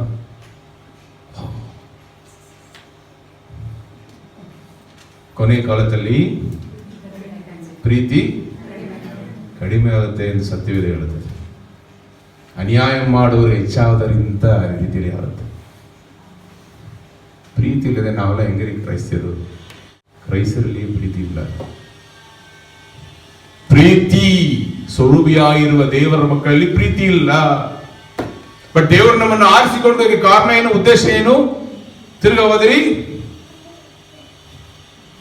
ಹೇಗೆಂದರೆ ನಾವು ಪ್ರೀತಿಯಲ್ಲಿ ನಡೆದು ಎಲ್ಲರೂ ಹೋದ್ರಿ ನಾವು ಪ್ರೀತಿಯಲ್ಲಿ ನಡೆದು ಆತನ ಸನ್ನಿಧಿಯಲ್ಲಿ, ನಾನು ಮತ್ತೆ ನೀವೊಂದೇ ಹೋದ್ರಿ, ನಾವು ಪ್ರೀತಿಯಲ್ಲಿ ನಡೆದು ಆತನ ಸನ್ನಿಧಿಯಲ್ಲಿ ಪರಿಶುದ್ಧರು, ದೋಷ ಇಲ್ಲದವರು ಆಗಿರಬೇಕೆಂದು ನಮ್ಮನ್ನು ಜಗದುತ್ಪತ್ತಿಗೆ ಮುಂಚೆ ಕ್ರಿಸ್ತರಲ್ಲಿ ಆರಿಸಿಕೊಂಡನು. ಎರಡು ಪ್ರಾಮುಖ್ಯವಾದ ಕಾರ್ಯಗಳು ಏನು? ಒಂದು ಹೇಳಿರಿ ಪ್ರೀತಿ, ಎರಡನೇದು ಪರಿಶುದ್ಧತೆ. ಹಲ್ಲೆಲೂಯ. ಪ್ರೀತಿ, ಪರಿಶುದ್ಧತೆ, ದೋಷವಿಲ್ಲದೆ ಪರಿಶುದ್ಧತೆ ಕಣ್ಣ. ಹಲ್ಲೆಲೂಯ. ಇದು ಎರಡು ನಮ್ಮ ಜೀವನದಲ್ಲಿ ಬಹಳ ಪ್ರಾಮುಖ್ಯವಾದ ಕಟ್ಟಳೆಗಳು. ಇದು ಇಲ್ಲದಿದ್ರೆ ನಾವು ಕ್ರೈಸ್ತರೇ ಇಲ್ಲ. ಹಲ್ಲೆಲೂಯ. ಎಲ್ಲರೂ ತರ ನಾವು ಬದುಕಿದ್ರೆ ನಮಗಾಗಿ ಅವರು ಪ್ರಾಣ ಕೊಟ್ಟದೇ ವ್ಯರ್ಥ. ಇದರ ಧರ್ಮಗಳಲ್ಲಿ ಅವ್ರಿಗೋಸ್ಕರ ಪ್ರಾಣ ಕೊಟ್ಟ ದೇವರು ಇಲ್ಲ. ಅದಕ್ಕೆ ಅವರು ಎಲ್ಲವನ್ನು ಮಾಡಿಕೊಳ್ತಾರೆ. ಯಾರೇನು ಕೇಳುವಾರೆ ಯಾರು ಇಲ್ಲ. ಬಟ್ ನಮಗಾಗಿ ಪ್ರಾಣ ಕೊಟ್ಟ ಒಬ್ಬ ದೇವರಿದ್ದಾರೆ. ಅವ್ರು ನಮಗೆ ಹೇಳಿಕೊಟ್ಟಿದ್ದಾರೆ, ಈ ಶರೀರ ದೇವರು ವಾಸಿಸುವ ಆಲಯ. ಅದರಲ್ಲಿ ಏನಿರಬೇಕು? ಪರಿಶುದ್ಧತೆ ಇರಬೇಕು. ನಮ್ಮ ನಡೆ ನುಡಿ, ನಮ್ಮ ದೃಷ್ಟಿ, ನಮ್ಮ ಕ್ರಿಯೆಗಳು, ನಮ್ಮ ಮಾತುಗಳು ಹೆಂಗಿರಬೇಕು? ಪರಿಶುದ್ಧವಾಗಿರಬೇಕು. ಹೇಳ್ತೇನೆ, ಕ್ರೈಸ್ತರ ಮನೆಗಳಲ್ಲಿ ಇದು ನಡೀತಾ ಇದೆ. ನಿಜನ ಸುಳ್ಳ? ಅನ್ಯ ಭಾಷೆ, ಮನೆಯಲ್ಲಿ ಬೇರೆ ಭಾಷೆ. ಚರ್ಚಲ್ಲಿ ಅನ್ಯ ಭಾಷೆ, ಮನೆಯಲ್ಲಿ ಬೇರೆ ಭಾಷೆ. ದೇವರು ತಂಗುವ ದೇವಾಲಯದಲ್ಲಿ ಬೇರೆ ಭಾಷೆ. ಅದರಲ್ಲಿ PhD ತಗೊಂಡವ್ರಲ್ಲ ಇದ್ದಾರೆ. ಹೊಸದಾಗಿ ಮಾತುಗಳನ್ನು ಕಂಡುಹಿಡಿದು ಬೈಬರು. ನಾಚಿಕೆ ಇಲ್ಲವೇ ನಮಗೆ? ಇದೆಲ್ಲ ನಮ್ಮ ಬಾಯಿಂದ ಹೆಂಗೆ ಬರುತ್ತೆ? ಸಿನಿಮಾ ನೋಡೋದ್ರಿಂದ ಸಿನಿಮಾಯಲ್ಲಿ ಫುಲ್ಲು ಇದೇ ಮಾತುಗಳು. ನಾವು ನಮ್ಮ ಸಮಾಜ ಎಲ್ಲಿ ಹೋಗ್ತಾ ಇದೆ, ಯಾವ್ದು ಕಡೆ ಹೋಗ್ತಾ ಇದೆ? ಕ್ರೈಸ್ತರಾಗಿರುವ ನಾವು ಅದು ಮಧ್ಯದಲ್ಲಿ ಬದುಕ್ತಾ ಇರೋ ನಮ್ಮ ಜೀವನ ಹೆಂಗಿದೆ? ಅವ್ರ ಥರನೇ ನಾವು ಬದುಕುತ್ತೇವಾ? ನಮ್ಮ ಬಾಯಲ್ಲಿ ಕೆಟ್ಟ ಮಾತು, ಅವ್ರ ಥರನೇ ನಾವು ಬದುಕುತ್ತೇವೆ. ಸಿನಿಮಾ ನೋಡಿಕೊಂಡು ಅದರಲ್ಲಿ ಇರುವ ಕೋಪ, ಒಂದು ಸಿನಿಮಾವನ್ನು ನೀವು ನೋಡುವಾಗ ಅದರಲ್ಲಿ ಇರುವ ಕ್ರೋಧಗಳು, ಕೋಪಗಳು ಆರವಾಗಿ ನಿಮ್ಮ ಒಳಗಡೆ, ರಕ್ತದ ಒಳಗಡೆ ಇಳಿದು ಬಂದ್ಬಿಡುತ್ತೆ. ಮನೆಯಲ್ಲಿ ಸಣ್ಣ ಜಗಳ ಬರುವಾಗ ಟಕ್ಕಂತೆ ನಿಮಗೆ ರೆಸ್ಪಾನ್ಸ್ ಮಾಡ್ತಾರಲ್ಲ, ಅದು ಹೆಂಗೆ ಗೊತ್ತಾ? ಅಲ್ಲಿ ಸಿನಿಮಾಲಿ ಒಂದು ರಕ್ತ ಸೊರಿಸಿ ಹಂಗೆ ಟಂಗ್ ಚುತ್ತಿ ತಗೊಂಡು ತಲೆ ನೋಡಿತಾರೆ ಒಂದು ಸಿನಿಮಾ. ಅದು ಹಂಗೆ ಓಡಿದ್ರೆ ತಾನೇ ಚೆನ್ನಾಗಿರುತ್ತೆ. ಕಿಚನಲ್ಲಿ ಪಾತ್ರೆಗಳೆಲ್ಲ ಹಂಗೆ ಅಲ್ಪ ಸ್ವಲ್ಪ ನಾವು ಆ ಥರ ಮಾಡೋಣ. ಆಮೇಲೆ ಬಂದು ಪ್ರೀತಿಸುವೆ ಇನ್ನೂ ಹೆಚ್ಚಾಗಿ ಬೇಡವೇ ಬೇಡ ದೇವರಲ್ಲಿ ಬಿಡ್ತಾರೆ. ಹೇಳ್ತಾನೆ, ಪ್ರೀತಿ ಬಹಳ ಪ್ರಾಮುಖ್ಯವಾದ ಒಂದು ಕಟ್ಟಳೆ. ಸಿಂಪಲ್ ಆಗಿ ಮನೆಯಲ್ಲಿ ಪ್ರಾರಂಭಿಸಿ. ಮದರ್ ತೆರೇಸಾ ಹೇಳಿದರು, ನಿಮ್ಮ ಪ್ರೀತಿಯನ್ನು ಊರಲ್ಲಿ ತೋರಿಸಬಾರದು, ಮೊದಲು ಮನೆಗೆ ತೋರಿಸು. ಗಂಡನ ಹೆಂಡತಿ ಮಧ್ಯದಲ್ಲಿ, ಮಕ್ಕಳ ಮಧ್ಯದಲ್ಲಿ. ಹಲ್ಲೆಲೂಯಾ. ನಾನು ಹೇಳ್ತೇನೆ, ನಾವು ನಮ್ಮಲ್ಲಿ ಹೆಚ್ಚು ಜನರು ಹೊರಗಡೆ ತೋರಿಸೋದು ಕಾರಣ ಏನು ಗೊತ್ತಾ? ನಮಗೆ ಒಳ್ಳೆಯ ಹೆಸರು ಬರಬೇಕು. ಅವ್ರು ಹೇಳಿಬಿಡ್ತಾರೆ, ಇವರು ಒಳ್ಳೆಯವರು. ಬಟ್ ಮನೆಯಲ್ಲಿ ಹೋಗಿ ಅಂದಿರ್ತಾರೆ. ಹೊರಗಡೆ ನೋಡಿದರೆ ಒಬ್ಬೊಬ್ಬರಿಗೂ ಪ್ರೀತಿ ಬಿದ್ದು ತೋರಿಸೋರು. ಯಾಕಂದ್ರೆ ಅದು ಇವರಿಗೆ ಒಳ್ಳೆ ಹೆಸರು ಬೇಕು. ಅದು ಹೆಮ್ಮೆಗೋಸ್ಕರ ನಮ್ಮನ್ನು 4 ಜನರು ಹೊಗಳಬೇಕು ಹೊರಗಡೆ. ಬಟ್ ಮನೆ ಒಳಗಡೆ ನೋಡಿದರೆ ಒಂದು ಚೂರು ಪ್ರೀತಿ ಅಲ್ಲ. ಮೇಲೆ ಇದೆಯಾ, ಒಂದು ಟೀ ಮಾಡಕ್ಕಾಗಲ್ಲ, ಎಲ್ಲರೂ ಹೋಗಿ ಸಾಯಿ. ಬಟ್ ಹೊರಗಡೆ ಬನ್ನಿರಿ, ಕೂತ್ಕೊಳ್ಳಿರಿ, ಟೀ ಕುಡಿತೀರಾ. ಯಾರಾದ್ರೂ ಮನೆಗೆ ಬಂದುಬಿಟ್ರೆ ಇವರು ಓಡಿ ಹೋಗಿ ಟೀ ಮಾಡುವರು. ಮನೆಯಲ್ಲಿ ಇರುವವರು ನೋಡ್ತಾರೆ, ನನಗೊಂದು ಟೀ ಕೂಡ ಒಂದು ದಿವಸ ಸಿಗಲಿಲ್ಲ. ಯಾರೋ ಒಬ್ರು ಬಂದಿದ್ದಾರೆ, ಅದಕ್ಕೋಸ್ಕರ ಓಡಿ ಹೋಗಿ ಚಕ್ರಗೋಲ್ಡ್ ತಗೊಂಡು ಬಾ. ನಾನು ಹೇಳ್ತೇನೆ, ಪ್ರಾಕ್ಟಿಕಲ್ ಆಗಿರುವ ಕಾರ್ಯಗಳಲ್ಲಿ ನಾವು ಬಿದ್ದೋಗಿರುತ್ತೇವೆ. ಆಧ್ಯಾತ್ಮಿಕ ಕಾರ್ಯ ಅಂದರೆ ನಮಗೆ ಕೈ ಎತ್ತಿ ಆರಾಧಿಸಬೇಕು, ಜೋರಾಗಿ ಹಾಡಬೇಕು, ಬೈಬಳನ್ನು ಗಂಟೆ ಕೂತ್ಕೊಂಡು ಓದಬೇಕು, ಕಾಣಿಕೆಯನ್ನು ಕೊಟ್ಬಿಡ್ಬೇಕು, ಸಭೆ ಕರೆಕ್ಟಾಗಿ ಹೋಗಿಬಿಡ್ಬೇಕು. ಅದೆಲ್ಲರೂ ಈ ಕ್ರಿಶ್ಚಿಯನ್ ಲೈಫ್. ಅದಕ್ಕಿಂತ ಒಂದು ಸಿಂಪಲ್ ಆಗಿರೋದು, ನಗುತ್ತಾ ಮಾತನಾಡಿ ಒಬ್ಬರೊಬ್ಬರ ಜೊತೆಯಲ್ಲಿ ನಿಂತು ನೀನ್ ಮಾಡ್ತೀಯ ನಾನ್ ಮಾಡ್ತೀಯ ಎಂದು ಜಗಳ ಆಡಿಕೊಂಡಿರೋದೆಲ್ಲ ಕ್ರೈಸ್ತ ಜೀವನ. ಒಬ್ಬರಿಗೊಬ್ಬರಿಗೆ ಬಿಟ್ಟುಕೊಟ್ಟು ಮನೆಯಲ್ಲಿ ಪ್ರೀತಿಯಿಂದ ಒಬ್ಬರು ಬಿದ್ದಿರುವ ಇನ್ನೊಬ್ಬರು ಸಹಾಯ ಮಾಡಿ ನಾನು ನೀನೊಂದು ಜಗಳ ಆಡದೆ ನಾನು ಇದೆಲ್ಲ ಸ್ವಯಂ ಅಲ್ಲ ಬಿಟ್ಟು ನಮಗಾಗಿ ಪ್ರಾಣ ಕೊಟ್ಟೊಬ್ಬ ದೇವರಿದ್ದಾರ, ಅವ್ರ ಶಿಲುಬೆ ನಮ್ಮ ಕಣ್ಣು ಮುಂದೆ ಬರಬೇಕು. ಆ ಪ್ರೀತಿ ಯಾವಾಗ ನಮ್ಮ ಜೀವಿತದಲ್ಲಿ ಬರುತ್ತೋ ಆವಾಗ ನೀವು ಸಭೆಯಲ್ಲಿ ಕೈ ಎತ್ತಿ ಪ್ರೀತಿಸುವೆ, ಇನ್ನೂ ಹೆಚ್ಚಾಗಿ ಇನ್ನು ಹಾಡಿರಿ.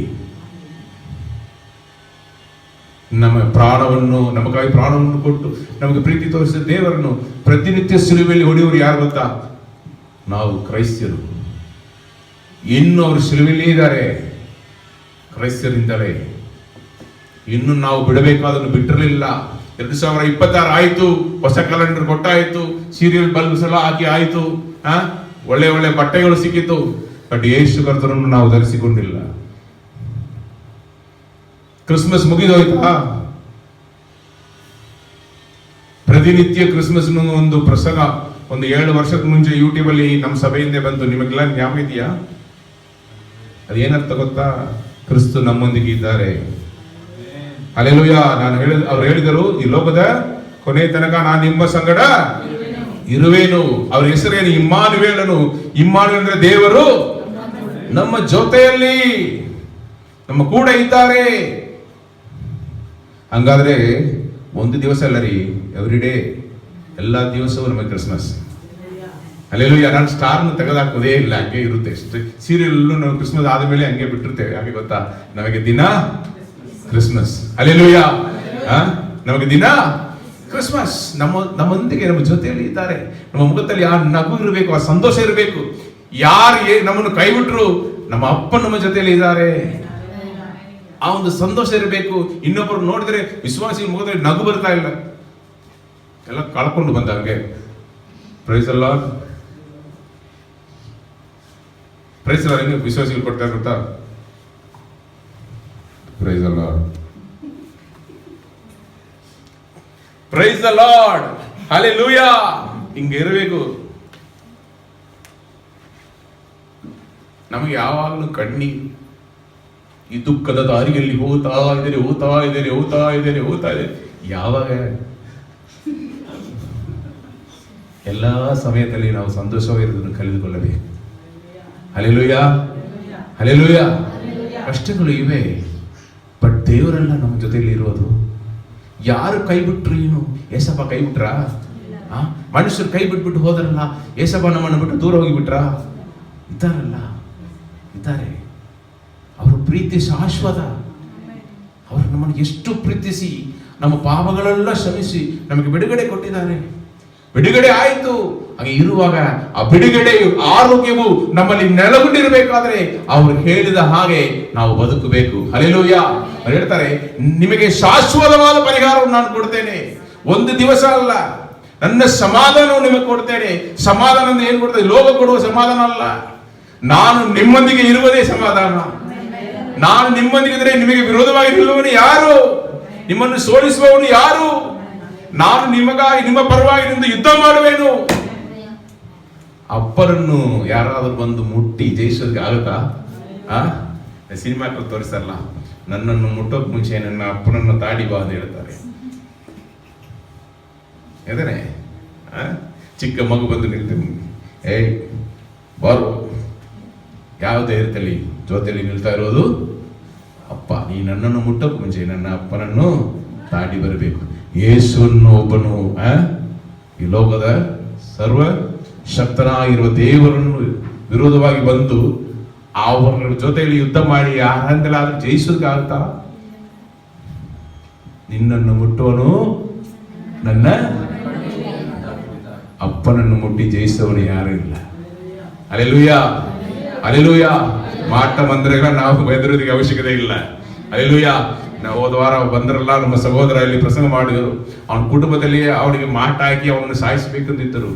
ಎಷ್ಟು ಸಣ್ಣದಾಗಿಬಿಟ್ಟನು.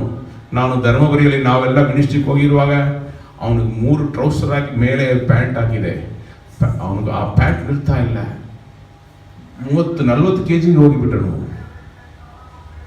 ನಾನೇ ಹೆದರಿ ಬಿಟ್ಟೆ. ಕೂತ್ಕೊಂಡು ಊಟ ಮಾಡ್ತಾನೆ, ಊಟ ಸೇರ್ತಾನೆ ಇಲ್ಲ.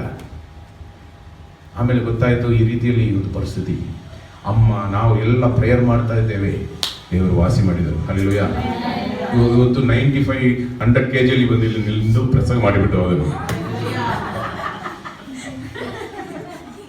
ನಮ್ಮ ಅಪ್ಪನೇ ದೊಡ್ಡವಪ್ಪನು. ಹಲ್ಲೆಲೂಯ. ಇದೆಲ್ಲ ಮಾತಾಡಲ್ಲ ನೋಡಿ ಹೆದರಿಕೊಂಡು ಬದುಕೋದ ನಮ್ಮ ಜೀವನ. ಹಂಗೆ ಹೋಗ್ತಾ ಇರಬೇಕು. ಹಲ್ಲೆಲೂಯ.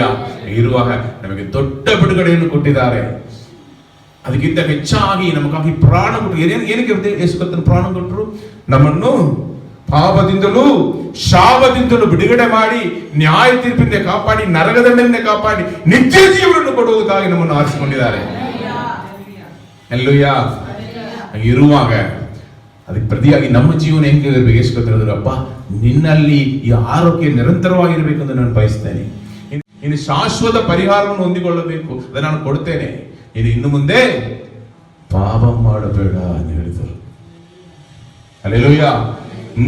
ಹಂಗೆ ಹೇಳಿದ ಮೇಲೆ ನೀನು 6ನೇ ಪಾಯಿಂಟ್ ಹೋದ್ರಿ, ಕಡೆಗೆ ದೊರೆಯುವುದು ನಿತ್ಯ ಜೀವ. ಹಲ್ಲೆಲೂಯ. ನೀವು ಪಾಪ ಮಾಡಿದ್ರೆ ಪರಿಶುದ್ಧ ಜೀವನ ಜೀವಿಸಬೇಕು ಎಂದು ದೇವರು ಬಯಸ್ತಾರೆ. ಆ 1 ಪೇತ್ರನ ಅಧ್ಯಾಯ 1:15 ಓದ್ರಿ. ನಿಮ್ಮನ್ನು ಕರೆದಾತನು ಪರಿಶುದ್ಧನಾಗಿರುವ ಪ್ರಕಾರವೇ ನೀವು ವಿಧೇಯರಿಗೆ ತಕ್ಕಂತೆ ನಿಮ್ಮ ಎಲ್ಲಾ ನಡವಳಿಕೆಯಲ್ಲಿ ಪರಿಶುದ್ಧರಾಗಿರಿ. ಹಲ್ಲೆಲೂಯ. ದೇವರು ನಮ್ಮಲ್ಲಿ ಬಯಸುವುದೇನು? ಪರಿಶುದ್ಧತೆ. ಇದು ಬಹಳ ಕಷ್ಟಕರವಾದ ಕಾರ್ಯವ. ಪರಿಶುದ್ಧತೆ ಎಂದರೆ ಬಹಳ ಕಷ್ಟಕರವಾದ ಕಾರ್ಯವ. ನಾವು ದಿನ ಪ್ರತಿ ಮನೆಯಲ್ಲಿ ಮಾಡುವುದೇ. ನೀವು ನಿಮ್ಮ ಮನೆಯಲ್ಲಿ ಪಾತ್ರೆಗಳನ್ನು ತೊಳೆದು ಶುದ್ಧೀಕರಿಸಿ ಹೊಸ ಅಡಿಗೆಯನ್ನು ಮಾಡ್ತೀರಾ? ಪ್ರತಿನಿತ್ಯ ಮಾಡ್ತೀರಾ? ಮಾಡಲ್ವಾ? ದಿನ ನಾವು ಸ್ನಾನ ಮಾಡ್ಕೊಳ್ತೇವಲ್ಲ, ಹೌದಾನೆ? ಶುದ್ಧವಾಗಿರ್ಬೇಕು. ನಮ್ಮ ಬಟ್ಟೆಗಳನ್ನು ನಾವು ಏನ್ ಮಾಡ್ತೇವೆ? ವಾಶ್ ಮಾಡ್ತೇವೆ, ಹಲ್ಲು ಉಜ್ಜುತ್ತೇವೆ. ಒಂದು ಮೀಟಿಂಗ್ ಬರ್ಬೇಕಾದ್ರೆ ಶುದ್ಧವಾಗಿ ಬರ್ತೇವೆ. ಇದು ನಾವು ಪ್ರತಿನಿತ್ಯ ಮಾಡ್ತಾ ಇದ್ದೇವೆ. ಇದು ಹೊಸದಾಗಿ ಮಾಡುವ ಒಂದು ಕಾರ್ಯ ಇಲ್ಲ ರೀ. ಹಂಗಿರುವಾಗ ಪರಿಶುದ್ಧರಾಗಿ ಬದುಕುವುದು ಸಾಧ್ಯತೆ ಉಂಟು. ಹಲ್ಲೆಲೂಯ. ಅದಕ್ಕೆ ಮೊದಲನೇದಾಗಿ ದೇವರು ನಮಗೆ ಸಹಾಯ ಮಾಡ್ತಾರೆ. ಪರೀಕ್ಷೆಯನ್ನು ಕೊಟ್ಟವರು, ಕ್ವಶನ್ ಪೇಪರ್ನು ಕೊಟ್ಟವರು ಕೈ ಹಿಡಿದು ನಮ್ಮನ್ನು ಅದನ್ನು ಬರೆಯುವುದಕ್ಕೂ ಸಹಾಯ ಮಾಡುವ ಪವಿತ್ರ ಆತ್ಮನಾಗಿ ನಮ್ಮಲ್ಲಿ ವಾಸವಿದ್ದಾರೆ. ಹಲ್ಲೆಲೂಯ. ಹಲ್ಲೆಲೂಯ. ರೋಮ ಬರೆದವರೇ 8:13 ಓದ್ರಿ. ರೋಮ ಬರೆದವರಿಗೆ ಪತ್ರಿಕೆ 8ನೇ ಅಧ್ಯಾಯ 13 ಓದ್ರಿ. ನೀವು ಶರೀರ ಭಾವವನ್ನು ಅನುಸರಿಸಿ ಬದುಕಿದರೆ ಸಾಯುವುದು ನಿಶ್ಚಯ. ನೀವು ಪವಿತ್ರಾತ್ಮನಿಂದ ದೇಹದ ದುರಾಭ್ಯಾಸಗಳನ್ನು ನಾಶ ಮಾಡುವುದಾದರೆ ಜೀವಿಸುವಿರಿ. ದೇಹದ ದುರಾಭ್ಯಾಸಗಳಂದ್ರೆ ಏನು? ಮೊದಲನೇ ಕಣ್ಣಿನ ಆಸೆ. ನಮ್ಮ ಕಣ್ಣೇ ಎಲ್ಲವನ್ನು ನೋಡುತ್ತದೆ, ನೋಡುವುದಲ್ಲ, ಆಸೆ ಪಡುತ್ತೆ, ಅದು ಬೇಕು ಇದು ಬೇಕು. ಆಮೇಲೆ ಶರೀರದ ಆಸೆ, 2ನೇದಾಗಿ ಬರುವುದು ಶರೀರದ ಆಸೆ. 3ನೇದಾಗಿ ಬದುಕು ಬಾಳಿನ ಡಂಬ. ಇದು ನಾನು ನಿಮಗೆ ಎಲ್ಲ ಸಭೆಯಲ್ಲಿ ಹೇಳಿಕೊಡ್ತಿದ್ದೇನೆ. ಕಣ್ಣಿನ ಆಸೆ, ಶರೀರದ ಆಸೆ, ಬದುಕು ಬಾಳಿನ ಡಂಬ, ಅಹಂಕಾರ ಎಲ್ಲ ಇರುವುದರಿಂದ ದೇವರು ಬೇಡ ಬೇಡ ಎಂದು ಬದುಕೋದೆ ಬದುಕು ಬಾಳಿನ ಡಂಬ. ಇದು 3ನ್ನು ಪವಿತ್ರ ಆತ್ಮನ ಬಲದಿಂದ ನಾವು ಜಯಿಸಬಹುದು. ಹಲ್ಲೆಲೂಯ. ಅದಕ್ಕೆ ದೇವರು ನಮಗೆ ಪವಿತ್ರಾತ್ಮನ ಕೊಟ್ಟಿದ್ದಾರೆ. ಯಾರೆಲ್ಲ ನಂಬುತ್ತಾರೋ ಅವರಿಗೆ ಪವಿತ್ರಾತ್ಮನ ಕೊಡಲ್ಪಟ್ಟಿದೆ. ಇರುವಾಗ ಯೇಸು ಕರ್ತರು ನಮಗೆ ಬಿಡುಗಡೆ ಕೊಟ್ಟಿದ್ದಾರೆ. ಬಟ್ ನಾವು ಇವತ್ತು ಅವರಿಗೆ ಪ್ರೀತಿ ತೋರಿಸಬೇಕಾದ ಸಮಯ. ಹಲ್ಲೆಲೂಯ. ಅದಕ್ಕೆ ನಾವು ಮೊದಲನೇದಾಗಿ ಹೆಂಗೆ ಬದುಕಬೇಕು? ಅವರ ಕಟ್ಟಳೆಗಳನ್ನು ಅನುಸರಿಸಿ ಬದುಕುವುದೇ ಆತನಿಗೆ ನಾವು ತೋರಿಸುವ ಪ್ರೀತಿಯಾಗಿದೆ.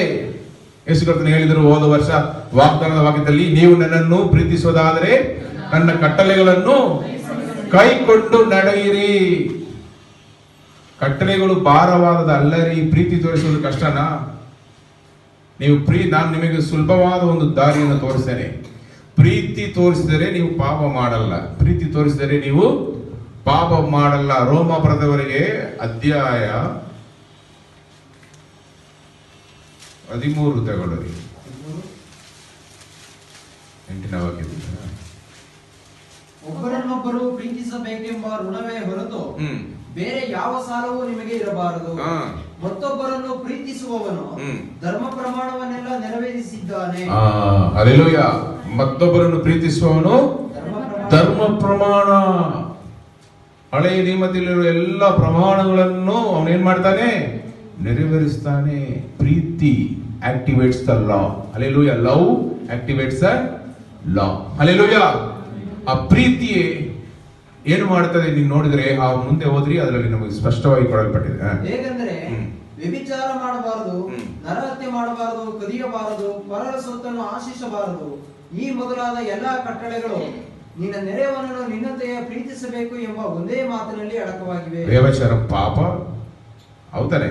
ನರಗತಿಯ ಪಾಪ, ಕಲಿಯುವುದು ಪಾಪ, ಪರರ ಸೊತ್ತಿಗೆ ಆಸೆ ಪಡುವುದು ಪಾಪ. ಪಾಪ ಮಾಡುವುದೇ ಅಶುದ್ಧ ಜೀವನ, ಪಾಪ ಮಾಡದೇ ಇರುವುದೇ ಪರಿಶುದ್ಧ ಜೀವನ. ಈ ಪಾಪ ಮಾಡದೇ ಇರುವುದಕ್ಕೆ ನಮಗೆ ದೇವರು ಕೊಟ್ಟಿರುವ ದೊಡ್ಡ ಒಂದು ಆಯುಧ, ವರ ಏನಂದ್ರೆ ಅದು ಪ್ರೀತಿ. ಏನದು? ಪ್ರೀತಿ. ಹಲ್ಲೆಲೂಯಾ. ಹೋದ್ರಿ? ಪ್ರೀತಿಯು ಮತ್ತೊಬ್ಬರಿಗೆ ಯಾವ ಕೇಡನ್ನು ಮಾಡುವುದಿಲ್ಲ. ಪ್ರೀತಿಯು ಮತ್ತೊಬ್ಬರಿಗೆ ಯಾವ ಕೇಡನ್ನು ಮಾಡುವುದಿಲ್ಲ. ನಿಮ್ಮ ಮನೆಯಲ್ಲಿ ನಿಮ್ಮ ಜೊತೆಯಲ್ಲಿ ಇರುವ ನಿಮಗೆ ಕೇಡು ಮಾಡ್ತಾರಾ? ಹೇಳಿರಿ. ಹಾಗಾದ್ರೆ ಅವರಲ್ಲಿ ಪ್ರೀತಿ ಇಲ್ಲ ಅಂತ ಅರ್ಥ. ಒಂದು ವೇಳೆ ಕೇಡು ಮಾಡಿದರೆ, ಮಾತುಗಳಲ್ಲಿ ಕ್ರಿಯೆಗಳಲ್ಲಿ ನಿಮಗೆ ನೋವು ಕೊಟ್ಟರೆ, ಅವರಲ್ಲಿ ಕ್ರಿಸ್ತನ ಪ್ರೀತಿ ಇಲ್ಲ. ನಿಮ್ಮ ಆರಾಧನೆಗಳು ದೇವರು ಬಯಸುವ ಆರಾಧನೆ ನಾನು ನಿಮಗೆ ಹೇಳಿಕೊಟ್ಟಿದ್ದೇನೆ. ಪ್ರಾಣಾತ್ಮ ಶರೀರವನ್ನು ಸಂಪೂರ್ಣವಾಗಿ ಸಮರ್ಪಿಸಿ, ಸಜೀವ ಯಜ್ಞಬಲಿ ಎಂದರೆ ಸ್ವಯಂವನ್ನು ಸಾಯಿಸಿ ದೇವರಿಗಾಗಿ ಬದುಕುವುದೇ. ಸಿಂಪಲ್ ಆಗಿ ಹೇಳಬೇಕಾದ್ರೆ ಪ್ರೀತಿಸಬೇಕು. ಕ್ರಿಶ್ಚಿಯನ್ ಲೈಫಲ್ಲಿ ಅಡಿಪಾಯ ಪ್ರೀತಿ. ಹಲ್ಲೆಲೂಯಾ. ಈ ಪ್ರೀತಿ ಕೊರತೆಗಳು ನಮ್ಮಲ್ಲಿ ಇವೆ. ಯಾರು ನೀವು ಹಂಗೆ ಹೆಂಗೆಲ್ಲ ಹೇಳ್ಬಾರ್ದು. ನಾನೇ ಒಪ್ಕೊಳ್ತೇನೆ, ನನಗೆ ಕೆಲವು ಸಾರಿ ಕೋಪ ಬಂದ್ಬಿಡ್ತೇನೆ.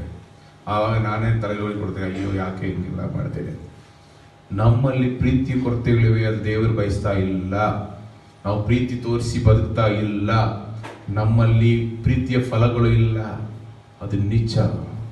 ನೀವು ಯಾವಾಗ ಪ್ರೀತಿಯನ್ನು ಮಾಡಲು ಪ್ರಾರಂಭಿಸ್ತೀರಿ, ನಿಮಗೆ ರೋಗಗಳು ವಾಸಿ ಆಗುತ್ತೆ. ನಿಮ್ಮ ಮುಖದಲ್ಲಿ ನಗು ಇರುತ್ತೆಲ್ಲ, ನಗು ಇರುವಾಗ ರೋಗಗಳು ವಾಸಿ ಆಗುತ್ತೆ.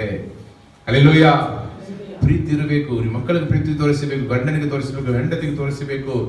ಮೊದಲು ಮನೆಯಲ್ಲಿ ತೋರಿಸಿರಿ, ಆಮೇಲೆ ಹೊರಗಡೆ ತೋರಿಸಿರಿ. ಹಲ್ಲೆಲೂಯಾ. ನೀವು ಆ ರೀತಿಯಲ್ಲಿ ತೋರಿಸುವಾಗ ನೀವು ಸ್ವಯಂ ಆರೋಗ್ಯಕರವಾಗಿ ಜೀವಿಸುವಿರಿ.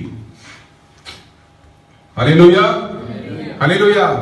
ನೀವು ಎಷ್ಟು ದೂರ ಹೋಗಿ, ಎಷ್ಟು ನೀವು ಕಳೆದುಕೊಂಡು ನೀವು ಪ್ರಸಂಗ ಮಾಡಿರಿ, ನಾನು ಹೇಳ್ತೇನೆ, ಇದು ಒಂದು ನಿಮ್ಮಲ್ಲಿ ಇದ್ರೆ ನೀವು ಪ್ರಸಂಗ ಮಾಡಿದ್ರು ಬದುಕಿದರು, ಅದು ಇನ್ನೊಬ್ಬರಲ್ಲಿ ಕ್ರಿಯೆಗಳನ್ನು ಮಾಡುವುದು, ಬದಲಾವಣೆಯನ್ನು ತರುವುದು, ಪರಿವರ್ತನೆಯನ್ನು ತರುವಂತದ್ದಾಗಿರುತ್ತೆ. ಪ್ರೀತಿ ಒಂದು ಫಲ ಸಾಕು. ಎಲ್ಲ ವರಗಳನ್ನು ನೀವು ಹೊಂದಿದವರಾಗಿರುವಿರಿ. ನಾನು 1 ಕೊರಿಂಥಿಯರು 13 ಮಾತನಾಡ್ತೇನೆ. ಎಲ್ಲಾ ವರಗಳಿದ್ರು ಪ್ರೀತಿ ಇಲ್ಲದಿದ್ರೆ ನೀವು ಯಾರು? Sound party. ಸ್ಟೇಟಸ್ ಅಲ್ಲಿ ಮಾತ್ರ ಪ್ರೀತಿಯನ್ನು ತೋರಿಸ್ತಾರಲ್ಲ. ಆನಿವರ್ಸರಿ ಬಂದ್ರೆ, ಹ್ಯಾಪಿ ಆನಿವರ್ಸರಿ ಬರುವಾಗ ನಾವು ಸ್ಟೇಟಸ್ ಅಲ್ಲಿ ಏನ್ ಮಾಡ್ತೇವೆ? ಗಂಡನ ಹೆಂಡತಿ ಕೈಯನ್ನು ಹಿಂಗೆ ಇಟ್ಟು ಹಿಂಗೆಲ್ಲ ಮಾಡ್ತಾರಲ್ಲ, ಹಾರ್ಟ್ ಗಿಡೆಲ್ಲ ಹಾಕಿ ಹಾಕ್ತೇವೆ. ಬಟ್ ಮನೆ ಒಳಗಡೆ ತಡಬಡ ಟಮಾಲ್ ಟಿಮಾಲ್, ಬರೀ ಸ್ಟೇಟಸ್ ಅಲ್ಲಿ ಮಾತ್ರ ಪ್ರೀತಿ. ಮನೆ ಒಳಗಡೆ ಬೆಕ್ಕು ಬೆಕ್ಕು ಜಗಳ ಆಡ್ತಿಲ್ಲ, ಆ ರೀತಿ ಏನು ಪ್ರಯೋಜನ ಇಲ್ಲ. ಪ್ರೀತಿ ತೋರಿಸಬೇಕು. ಹಲ್ಲೆಲೂಯಾ. ನಾನು ತುಂಬಾ ದಿವಸಗಳಿಂದ ಹೇಳಿದೆ, ಪ್ರೀತಿ ಏನು ಗೊತ್ತಾ? ಒಬ್ಬರನ್ನು ಏನು ಮಾಡಬೇಕು? ಸಹಿಸಿಕೊಂಡು ಬದುಕೋದೆ. ಎಲ್ಲರಲ್ಲೂ ಒಳ್ಳೆ ಸ್ವಭಾವಗಳು ಇರೋದಿಲ್ಲ. ಇವರಲ್ಲಿ ಇರೋ ಪಾಸಿಟಿವ್, ಅವರಲ್ಲಿ ಇರೋ ನೆಗೆಟಿವ್. ಇವರಲ್ಲಿ ನೆಗೆಟಿವ್ ಇರುತ್ತೆ, ಅವರಲ್ಲಿ ಪಾಸಿಟಿವ್ ಇರುತ್ತೆ. ಕೆಲವೊಂದು ಸ್ವಭಾವಗಳು ಅವರಲ್ಲಿ ಇರೋದು, ಇವರಲ್ಲಿ ಇರೋದಿಲ್ಲ. ಎರಡೂ ಒಂದೇ ತರ ಇದರ ಜೊತೆಯಲ್ಲಿ ಬದುಕೋದಕ್ಕಾಗಲ್ಲ. ಅದಕ್ಕೆ ಇಬ್ಬರನ್ನು ದೇವರು ಒಂದು ಜೋಡಿಯಾಗಿ ಇಟ್ಟಿದ್ದಾರೆ. ನಿಮ್ಮಲ್ಲಿರುವ ಕೊರತೆಗಳನ್ನು ಅವರು ಸರಿಪಡಿಸಬೇಕು, ಅವರಲ್ಲಿರುವ ಕೊರತೆಗಳನ್ನು ನೀವು ಸರಿಪಡಿಸಬೇಕು. ನಂದಿನಿಯವರು ನನಗೆ ಜೀವನ, ಅವರು ಸ್ವಲ್ಪ ಕಾಲ ಕೆಲಸಕ್ಕೆ ಹೋಗಿ ದುಡ್ಡು ಸಂಪಾದಿಸಿಕೊಂಡು ಬರುವರು. ನಾನು ಮನೆಯಲ್ಲಿ ಅಡಿಗೆ ಮಾಡಿಕೊಂಡಿರಬೇಕು. ಇಲ್ಲದ್ರೆ ಅವರು ಮನೆಯಲ್ಲಿ ಮಕ್ಕಳನ್ನು ನೋಡಿಕೊಂಡಿರೋರು. ನಾನು ಸೋಲ್ಗಟ್ಟಲ್ಲಿ ಪ್ರಾಜೆಕ್ಟ್ಗೆ ಮ್ಯಾನೇಜರ್ ಆಗಿದ್ದೆ. ನಾವು ಒಬ್ಬರ ಮೇಲೆ ಒಬ್ಬರು ಕೊರತೆ ಹೇಳುವುದಿಲ್ಲ. ಇದು ನಮ್ಮ ಜೀವನ. ನೀನು ಸಂಪಾದಿಸಿದ್ರೆ ಏನು, ನಾನು ಸಂಪಾದಿಸಿದ್ರೆ ಇದು ನಮ್ಮ ಹಣ. ಹಲ್ಲೆಲೂಯಾ. ಇವರು ನಮ್ಮ ಮಕ್ಕಳು. ಇದು ಮನೆ ಕೆಲಸ ಮಾಡ್ತೀಯಲ್ಲ, ನನ್ನ ಮನೆ ಕೆಲಸ ಇದು. ನನ್ನ ಮನೆಗೋಸ್ಕರ ನಾನು ಮಾಡ್ತೇನೆ, ನನ್ನ ಮನೆ ಹಿತಕ್ಕಾಗಿ ಮಾಡ್ತೇನೆ. ನಾನು ಬಿಟ್ಬಿಟ್ರೆ ಮನೆಯಲ್ಲಿ ವಾಸನೆ ಬರ್ತಾ ಇರೋದು, ಆ ವಾಸನೆ 10 ಮನೆಗೆ ಹೋಗೋದು. ಓ ನೀನು ಮಾಡಿದ್ರೆ ನಾನು ಮಾಡಲ್ಲ, ಮಾಡದೆ ಬಿಡು, ಪಕ್ಕದ ಮನೆ ಬರೆಗೆ ಹೋಗುತ್ತೆ ವಾಸನೆ. ಸಾಕ್ಷಿ. ನಾವು ನಮಗಾಗಿ ಮಾಡ್ತೇವೆ, ನಮ್ಮ ಮಕ್ಕಳಿಗಾಗಿ. 3ನೇದಾಗಿ ಹೇಳ್ತೇನೆ, ಅದು ದೇವರಿಗಾಗಿ ನಾವು ಬದುಕೋದಾದರೆ ಆ ಪ್ರೀತಿಯಲ್ಲಿ ನೆಲೆಗೊಂಡಿರೋದು. ಮೊದಲು ನಾನು ದೇವರು ಹೇಳಿದರು, ಬಲದಿಂದ ಅಲ್ಲ ಪರಾಕ್ರಮದಿಂದ ಅಲ್ಲ ನನ್ನ ಆತ್ಮದಿಂದಲೇ ನಿನ್ನ ಜೀವನ ನಡೆದಿದೆ ಹೇಳಿ ನಮ್ಮನ್ನು ಆಶೀರ್ವಹಿಸಿ ಮದುವೆ ಜೀವನದಲ್ಲಿ ಸೇರಿಸಿದರು. ಆವಾಗ ನಾವು ಒಂದು ವಿಷಯವನ್ನು ಅರ್ಥ ಮಾಡಿಕೊಂಡಿದ್ದೇವೆ, ನನಗೂ ಬಲಹೀನತೆಗಳಿವೆ, ಅವ್ರಿಗೂ ಬಲಹೀನತೆಗಳಿವೆ. ಈ ಬಲಹೀನತೆಗಳು ಕೂತ್ಕೊಂಡು ಇಬ್ಬರು ಮಲಗಿ ಕೂತ್ಕೊಂಡ್ರೆ ಮನೆ ನಡೀತಾ? ಹೋಗಿ ಬಲಪಡಿಸಿಕೊಳ್ಳಬೇಕು ದೇವರ ಪಾದದಲ್ಲಿ. ಮುಂಚಾನೆ ಎತ್ತೊಳೆದು ಯಾರಿಗೆ ಆಗಲ್ವೋ ಅವ್ರು ಮಲಗಿರ್ಲಿ, ಮೊದಲು ಯಾರಿಗೆ ಆಗುತ್ತೋ ಹೋಗಿ ಏನೋ ಟೀಯೋ ಏನಾದ್ರು ಮಾಡ್ಕೊಂಡು ಬಂದು ಒಬ್ಬರೊಬ್ರು ಕೊಟ್ಟು ಒಬ್ಬರೊಬ್ಬರಿಗೆ ಸಹಾಯ ಮಾಡಿ ಜೊತೆಯಲ್ಲಿ ನಿಂತು ಬಲಪಡಿಸಿ ಪ್ರಾರ್ಥನೆಯಲ್ಲಿ ಕೂತ್ಕೊಳ್ತೇವೆ. ಅಲ್ಲಿ ಬಲ ಸಿಗುತ್ತೆ, ಅಲ್ಲಿ ಪ್ರೀತಿ ಸಿಗುತ್ತೆ. ಒಬ್ಬರೊಬ್ಬರು ಸಹಾಯ ಮಾಡೋ ಪ್ರೀತಿಯಲ್ಲಿ ಬೆಳೆಯಬೇಕು. ನಾನು ಮಲಗಿದ್ರೆ ಅವ್ರು ಹೋಗಿ ಎಲ್ಲ ಮಾಡಿಕೊಳ್ತಾರೆ. ಆ ಪ್ರೀತಿಯನ್ನು ಹಂಚಿಕೊಳ್ಳಬೇಕು.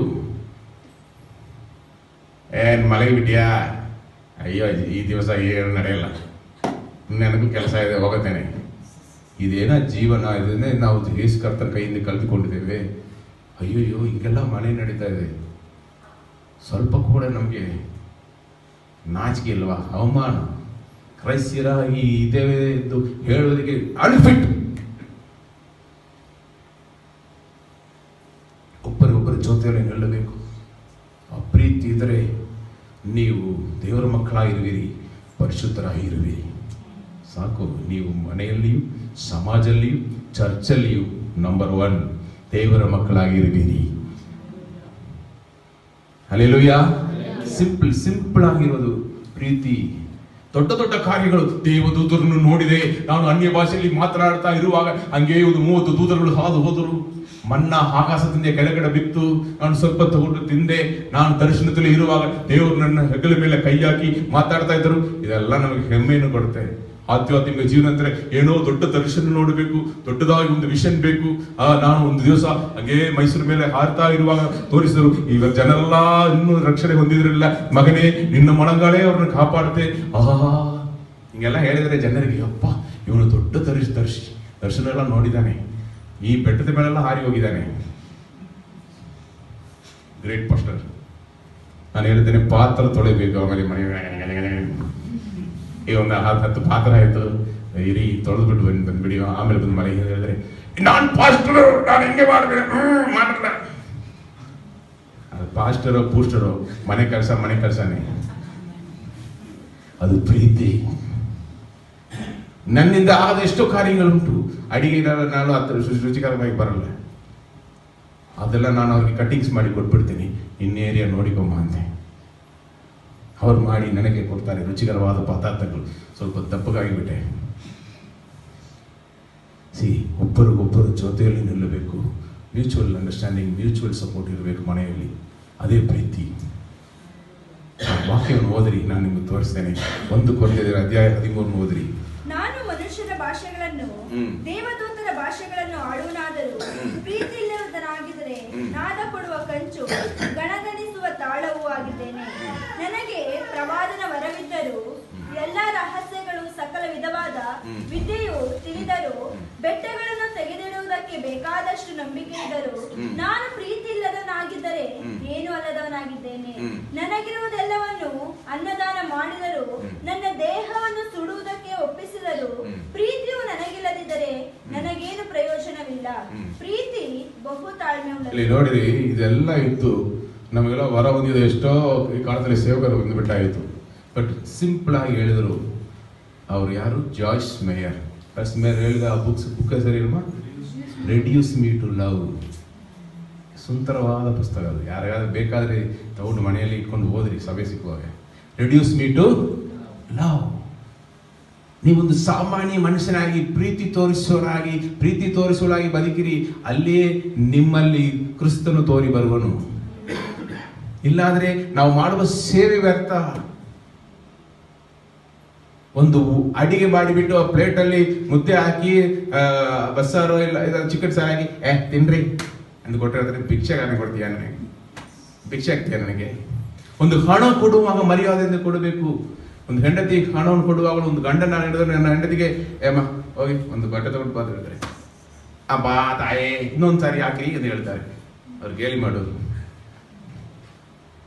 ಆ ಹಣ ಕೊಡೋದಲ್ಲಿ ಕೂಡ ಒಂದು ಪ್ರೀತಿ ಇದೆ. ಕೊಡಲಿ, ಹೋಗಮ್ಮ ಹೋಗಿ ತಗೊಂಡು ಬಾ. ಇನ್ನು ಏನಾದರೂ ಬೇಕಾದರೆ ಫೋನ್ ಪೇ ಹೇಳಿ ಕಳಿಸ್ತೇನೆ. ಇಲ್ಲ ನಾನು ಜೊತೆಯಲ್ಲಿ ಬಂದು ಸೈಡಲ್ಲಿ ಕೂತ್ಕೊಂಡಿದ್ದೇನೆ. ಹೆಂಗಸರೆಲ್ಲ ಬಟ್ಟೆ ತಗೊಳ್ಗೆ ಹೋದರೆ 1 ಗಂಟೆ ಆಗುತ್ತಲ್ಲ. ಇವಾಗ ಈ ಕಾಲದಲ್ಲಿ ಜೆನ್ಸಿ ಹಂಗೆ ಆಗಿಬಿಟ್ರು. ಪ್ರೀತಿಯಿಂದ ನಾವು ಮಾಡುವ ಸೇವೆಗಳು, ಹಲ್ಲೆಲೂಯ, ಅದು ನೆಲೆಗೊಂಡಿರುವುದು. ನೀವು ಅಡಿಗೆ ಮಾಡಿ ಕೊಡೋದ್ರಲ್ಲಿ ಪ್ರೀತಿ ಬೇಕು.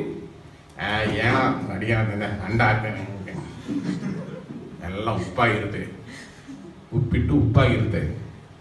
ಎಲ್ಲರಿ ನೀವು ಪ್ರೀತಿಯಿಂದ ನೀವು ಒಗ್ಗರಣೆ ಮಾಡಿ ನೀವು ಅಡಿಗೆ ಮಾಡುವಾಗ ರುಚಿಕರವಾಗಿ ಬರುತ್ತೆ. ಹಲ್ಲೆಲೂಯ. ನಾನು ಕೆಲವು ಸಾರಿ ನಾನೇ ಅಪ್ಪ ನಮ್ಮ ಕೈಯಿಂದ ಇಷ್ಟು ರುಚಿಕರವಾದ ಚಿಕನ್ ಕರಿ ಬಂದಿದೆಯಾ ಅಂತ ನೋಡುವೆನು. ಯಾಕಂದ್ರೆ ಪ್ರೀತಿಯಿಂದ ಮಾಡೋದು, ತುಂಬ ಶ್ರದ್ಧೆಯಿಂದ ಕಟ್ ಮಾಡಿ ಅದಕ್ಕೆ ಸಮಯ ಕೊಟ್ಟು ಎಲ್ಲ ಒಟ್ಟಿಗೆ ಹಾಕಿ ಅವ್ನಿಗೆ ಕಲಸಿ ಕೊಡೋದಿಲ್ಲ. ಚಿಕನ್ ಮಾಡುವಾಗ ಫಸ್ಟು ಆಯಿಲು, ಆಮೇಲೆ ಅದು ಎಲ್ಲ ಮಸಾಲೆ, ಈರುಳ್ಳಿ, ಆಮೇಲೆ ಏನು ಮಾಡ್ತಾರೆ, ಶುಂಠಿ, ಬೆಳ್ಳುಳ್ಳಿ, ಟೊಮೆಟೊ ಮಸಾಲ ಇದೆಲ್ಲ ಮಾಡಿದ ಮೇಲೆ ಚೆನ್ನಾಗಿ ತೊಳೆಯಬೇಕು. ಅದರಲ್ಲಿ ಅದು ಅಶುದ್ಧ ಇರಬಾರ್ದು. ಅದನ್ನು ಹಾಕಿ ಹಿಂಗೇ ಹಿಂಡಿ, ತೆಂಗಿನಕಾಯಿಯನ್ನು ಚೆನ್ನಾಗಿ ಇದರಲ್ಲಿ ಮಾಡಿ ಸೋಂಪು ಹಾಕಿ ಮಿಕ್ಸ್ ಮಾಡಿ ಆಮೇಲೆ ನಾವು ಹಾಕಿ ಒಂದು 30-40 ಮಿನಿಟ್ಸಲ್ಲಿ ಮಾಡುವ ಚಿಕನ್ ರುಚಿಕರವಾಗಿ ಬರುತ್ತೆ. ಏನೋ ಹಾಕಿದ್ದಾರೆ ಟೋಟಲ್ ಆಗಿ ಹಾಕಿ ತಿಂದು ತೊಳೆ ಅಂತ ಹೇಳ್ತಲ್ಲ. ನಾವು ಮಾಡುವ ಅಡಿಗೆ ಕೂಡ ರುಚಿಕರವಾಗಿ ಬರುವುದು ಪ್ರೀತಿಯಿಂದ ಮಾಡುವಾಗ. ನಿಮ್ಮ ಮಕ್ಕಳಿಗಾಗಿ, ನಿಮ್ಮ ಗಂಡನಿಗಾಗಿ, ಹೆಂಡತಿಗಾಗಿ ನೀವು ಮಾಡಿಕೊಡುವಾಗ ಪ್ರೀತಿಯಿಂದ ಮಾಡಿಕೊಡಿರಿ, ಆ ಅಡಿಗೆ ರುಚಿಕರವಾಗಿ ಬರುತ್ತೆ. ಒಂದೊಂದು ವಿಷಯದಲ್ಲಿ, ಒಂದು ಬಟ್ಟೆ ತಗೊಂಡು ಕೊಡುವುದಲ್ಲಿಯೋ, ನೀವು ಮನೆಯಲ್ಲಿ ಏನು ಕೇಳಿದ್ರೆ ತಗೊಂಡು ಕೊಡುವುದಲ್ಲಿ ಪ್ರೀತಿಯಿಂದ ಕೊಟ್ಟರೆ ಅದರಲ್ಲಿ ಕ್ರಿಸ್ತ ತೋರಿ ಬರುತ್ತಾರೆ. ತಪ್ಪು ಮಾಡ್ತಾರೆ, ನನ್ನದೆಲ್ಲ ಒಂದು ಗ್ಲಾಸ್ ಕಲಕಡ ಬಿತ್ತು ಓಡಿವಾಗ ಆ ಕೈಯಲ್ಲಿ ನಿಂತುವಾಗ, ಅಯ್ಯೋ 200 ರೂಪಾಯಿ ಕೊಟ್ಟು ತಗೊಂಡು ಬಂದಿನಲ್ಲ, ಹಿಂಗೆ ಹೊಡೆದಾಕಿ ಬಿಟ್ಟಿಯಾ ಅಂತ ಹೇಳಿದ್ರೆ ನಮ್ಮ ಆಂಟಿ ಹೇಳುವರು ನನ್ನ ನೋಡಿ, ಮನುಷ್ಯರ ನೀನು, ನನ್ನ ಕಾಲ ಹತ್ತಿರ ಬಿದ್ದಿತ್ತು ಅಮ್ಮ, ನೀನು ಅದ ಮೇಲೆ ಏನಾದರೂ ಕಾಲಾಕಿ ರಕ್ತ ಬಂದ್ಬಿಡುತ್ತೆ, ದೂರ ಹೋಗು ಅಂತ ಹೇಳೋದನ್ನು ಬಿಟ್ಟು 200 ರೂಪಾಯಿ ಕೊಟ್ಟು ತಗೊಂಡು ಬಂದ ಗ್ಲಾಸ್ ಅನ್ನು ಹೊಡೆದಾಕಿ ಬಿಟ್ಟಿಯದ ಹೇಳ್ತೀಯಲ್ಲ, ನಿನಗೆ ಪ್ರೀತಿ ಇದೆಯಾ ಅಂತ ಕೇಳಿಬಿಡ್ತಾರೆ. ನಾನು ಆರಂಭದಲ್ಲಿ ಹಂಗೆ ತಪ್ಪು ಮಾಡಿದೆ. ವಸ್ತುಗಳನ್ನು ನಮಗೆ ದೊಡ್ಡದಾಗಿ ಕಾಣಿಸೋದು, ಮನುಷ್ಯರನ್ನು ಮರೆತು ಬಿಡ್ತೇವೆ. ಬಟ್ ಈ ಕಾಲದಲ್ಲಿ ನಮ್ಮ ಮಕ್ಕಳ ಕೈಯಿಂದ ಗ್ಲಾಸ್ ಬಿತ್ತು ಹೇಳಿದ್ದೇನೆ, ಅಲ್ಲೇ ನಿಂತ್ಕೋ, ಸ್ಟಿಲ್ ಡೋಂಟ್ ಮೂವ್, ನಿನಗೇನಾದ್ರೂ ಹೆಚ್ಚು ಕಡಿಮೆ ಆಗಬೇಡ, ನಾನು ಅದೆಲ್ಲ ನಾನು ತೆಗಿತೇನೆ. ಇದನ್ನು 2026ರಲ್ಲಿ ಯಾರಾದ್ರೂ ಬಂದು ನೋಡಿದ್ರೆ, ರೂಪನ್ ಎಷ್ಟು ಒಳ್ಳೆಯವನು, ನಾನು ಹೇಳ್ತೇನೆ ನಾನು ಮೊದಲು ತಪ್ಪು ಮಾಡಿದೆ. ವಸ್ತುಗೆ ಪ್ರಾಮುಖ್ಯತೆ ಕೊಟ್ಟು ಮನುಷ್ಯರನ್ನು ತಿರಸ್ಕರಿಸಿದ ಕಾಲ ಇತ್ತು. ಬಟ್ ಪ್ರೀತಿಯನ್ನು ಕಳೆದುಕೊಳ್ಳುವಾಗ ನನಗೆ ನಂದಿನಿಯವರು ಹೇಳಿಕೊಟ್ರು, ಮೊದಲು ಮನುಷ್ಯರನ್ನು ನೋಡು, ಅವ್ರಿಗೆ ಸೇಫ್ ಹಾಕು, ಅವರನ್ನು ಏನೋ ಹೊಡೆದೋಯ್ತಾ ಅವರನ್ನು ದೂರ ಹೋಗು, ನಾನು ನೋಡಿಕೊಳ್ಳುತ್ತೇನೆ. ಹಲ್ಲೆಲೂಯಾ, ಅದು ಪ್ರೀತಿಯ ಕಾರ್ಯ. ಹಲ್ಲೆಲೂಯಾ. ಸಣ್ಣ ಸಣ್ಣ ವಿಷಯಗಳಲ್ಲಿ ಕೂಡ ನಾವು ಪ್ರೀತಿಯನ್ನು ತೋರಿಸಬೇಕು. ನೀವು ಅದೆಲ್ಲ ಸಾಮಾನ್ಯವಾಗಿ ನೋಡ್ತೀರಿ, ಇದೆಲ್ಲ ಏನು, ಇದೆಲ್ಲ ಎಲ್ಲರೂ ಮಾಡ್ತಾರೆ, ತಗೊಂಡವ್ರೆ, ನನಗೆಲ್ಲ ಯಾರು ಕೊಟ್ರೆ ನಾನು ಮುಟ್ಟೋದೇ ಇಲ್ಲ. ಕಾಲೇಜಲ್ಲಿ ಓದ್ತಾ ಇರುವಾಗ ಒಂದು ಹೋಟೆಲ್ ಊಟ ಮಾಡಬೋದೇ, ಈ ಬಾಳೆ ಎಲೆಯಲ್ಲಿ ಬಂದು ಟಕ್ಕು ಟಕ್ಕು ಟಕ್ಕು ಹಾಕಿಬಿಟ್ಟವರು. ನಾನು ಹೇಳಿದ್ರೆ ಪಿಚ್ಚೆ ಆಗ್ತೀಯ ನನಗೆ, ಅವ್ರನ್ನ ಕರೆಸಿ ಇವನು ಕೆಲಸ ಬಿಟ್ಟು ತೆಗೆದಾಕು, ಇವನ ಕೈಯಲ್ಲಿ ನಾನು ಊಟ ಮಾಡಲ್ಲ ಅಂತ ಹೇಳಿಬಿಟ್ಟೆ ಇಂಜಿನಿಯರಿಂಗ್ ಓದ್ತಾ ಇರುವಾಗ. ಯಾಕಂದ್ರೆ ನಾವು ಹಣ ಕೊಟ್ಟು ನಾವು ಅಲ್ಲಿ ಹೋಗಿ ಊಟ ಮಾಡ್ತೇವೆ, ಅವ್ರು ಕೊಡುವವರು ಮರ್ಯಾದೆಯಿಂದ ಪ್ರೀತಿಯಿಂದ ಕೊಡಬೇಕು. ಅಟ್ಲೀಸ್ಟ್ ಒಂದು ಇದು ಇರಬೇಕು. ಅದು ಇಲ್ಲ, ಸುಮ್ಮನೆ ಬಂದು ಏನೋ ಬಿಸಾಕ್ತಾನೆ ಎಲೆಯನ್ನು, ಸರ್ ಆಯ್ತು ನಿಮ್ಮ ಮನೆಯಲ್ಲಿ ಭಿಕ್ಷೆ ತೊಗೊಳಕ್ ಬಂದೇನಾ, ಏನು ನೋಡಿದ, ನೀನು ಓನ ಕರ್ಕೊಂಡು ಬಾ. ನೀವು ಪ್ರೀತಿಯಿಂದ ಅತಿಥಿ ಸತ್ಕಾರ, ಮನೆಗೆ ಯಾರಾದ್ರೂ ಬಂದ್ರೆ ಪ್ರೀತಿಯಿಂದ ಮಾಡಬೇಕು. ಮೇಲೆ ನಿಂತ್ಕೊಂಡು ಮಾತಾಡೋದು, ಚೆನ್ನಾಗಿದ್ದೀರಾ, ಮನೆಗೆ ಬರ್ತೀರಾ, ಇಲ್ಲ ಬರಲ್ಲ, ಹೋಗ್ತೇವೆ, ಬನ್ನಿರಿ, ಕೂತ್ಕೊಳ್ಳಿರಿ, ಟೀ ಕೇಳದೆ ನೀವು ಮಾಡಿ, ನಿಮ್ಗೆ ಏನು ಇಷ್ಟ, ಟೀ ಕೊಡ್ಲಾ, ಟೀ ಕುಡಿತೀರಾ ಅಂತ ಹೇಳಿದ್ರೆ ಬೇಡ ಅಂತ ಹೇಳಿಬಿಡ್ತಾರೆ. ಟೀ ರೆಡಿ ಮಾಡ್ತಾ ಇದ್ದೀರಿ, ಸ್ವಲ್ಪ ಕೊಡ್ತೇನೆ ಅಂತ ಹೇಳಿದ್ರೆ ಸರಿ ಕೊಡು ಅಂತ ಹೇಳ್ತಾರೆ.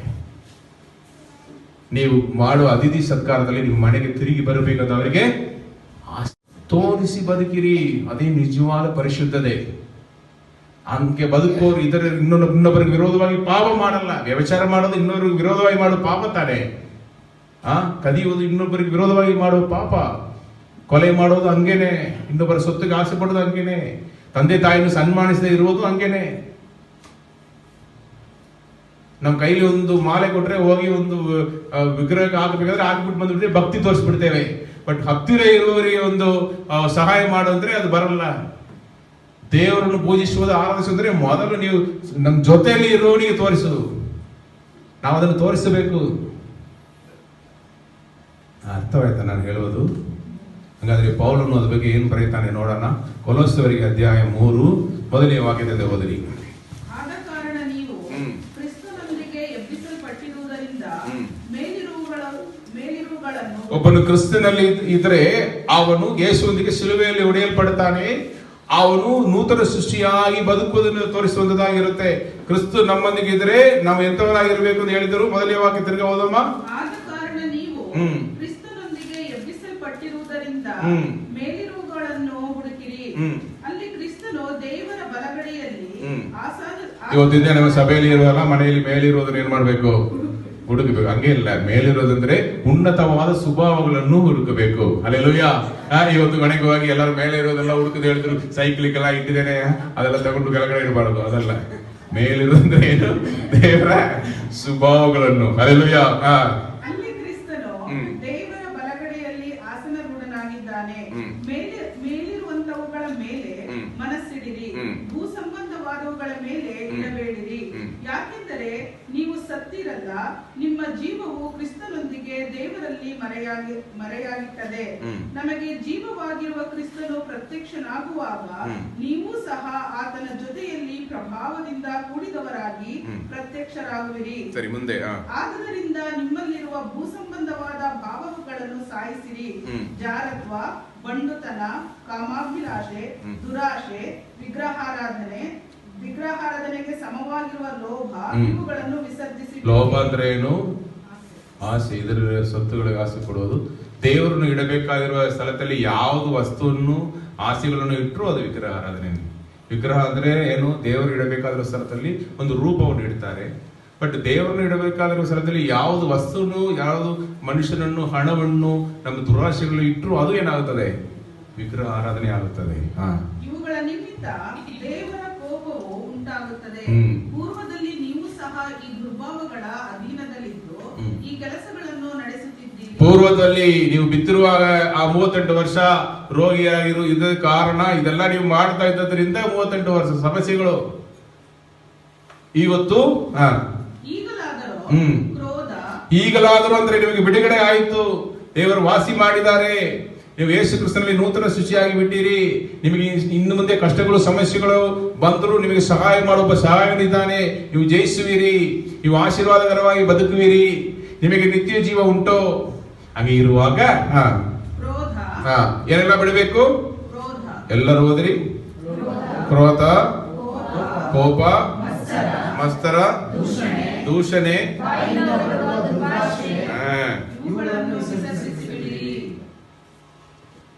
ಬಿಡ್ತೇನೆ. ಹಲ್ಲೆಲೂಯಾ. ಇನ್ನು ಮುಂದೆ ಜಗಳ ಬಂದ್ರೆ ಮನೆಯಲ್ಲಿ ಡಪ್ಪ ಮಗನೇ, ಫ್ಯಾನ್ ಮಗನೆಯನ್ನು ಕರೆಯಬಾರದು. ಅರ್ಥವಾಯ್ತಾ? ಕ್ರೈಸ್ತರು ಬಾಯಿ ಶುದ್ಧವಾಗಿರಬೇಕು. ಬಾಯಿದೆ ಏನು ಬೇಕಾದ್ರೂ ಮಾತಾಡ, ಆಮೇಲೆ ಕೂತ್ಕೊಂಡು ತಲೆಯಲ್ಲಿ ಹೊಡೆಯುವುದು ಅದನ್ನ ಮಾಡಬಾರದು. ನಾವೇನು ಮಾಡಬೇಕು? ಎಲ್ಲ ಮಾಡಿಬಿಟ್ಟು ಆಮೇಲೆ ನನಗೆ ಮಾಡಿಬಿಟ್ಟೇನಲ್ಲ ದೇವರೇ ಕ್ಷಮಿಸಿಬಿಡಿ. ಪಕ್ಕದಲ್ಲಿ ಇರೋನು ಅದೆಲ್ಲ ಕೇಳಿಸ್ಕೊಂಡವನು ಯಾರು ನಿಜವಾದ ದೋಷಿ? ಇವನೇ ತಪ್ಪು ಮಾಡಿಬಿಟ್ಟು ಇವನೇ ಅಳ್ತಾ ಇದ್ದಾನೆ.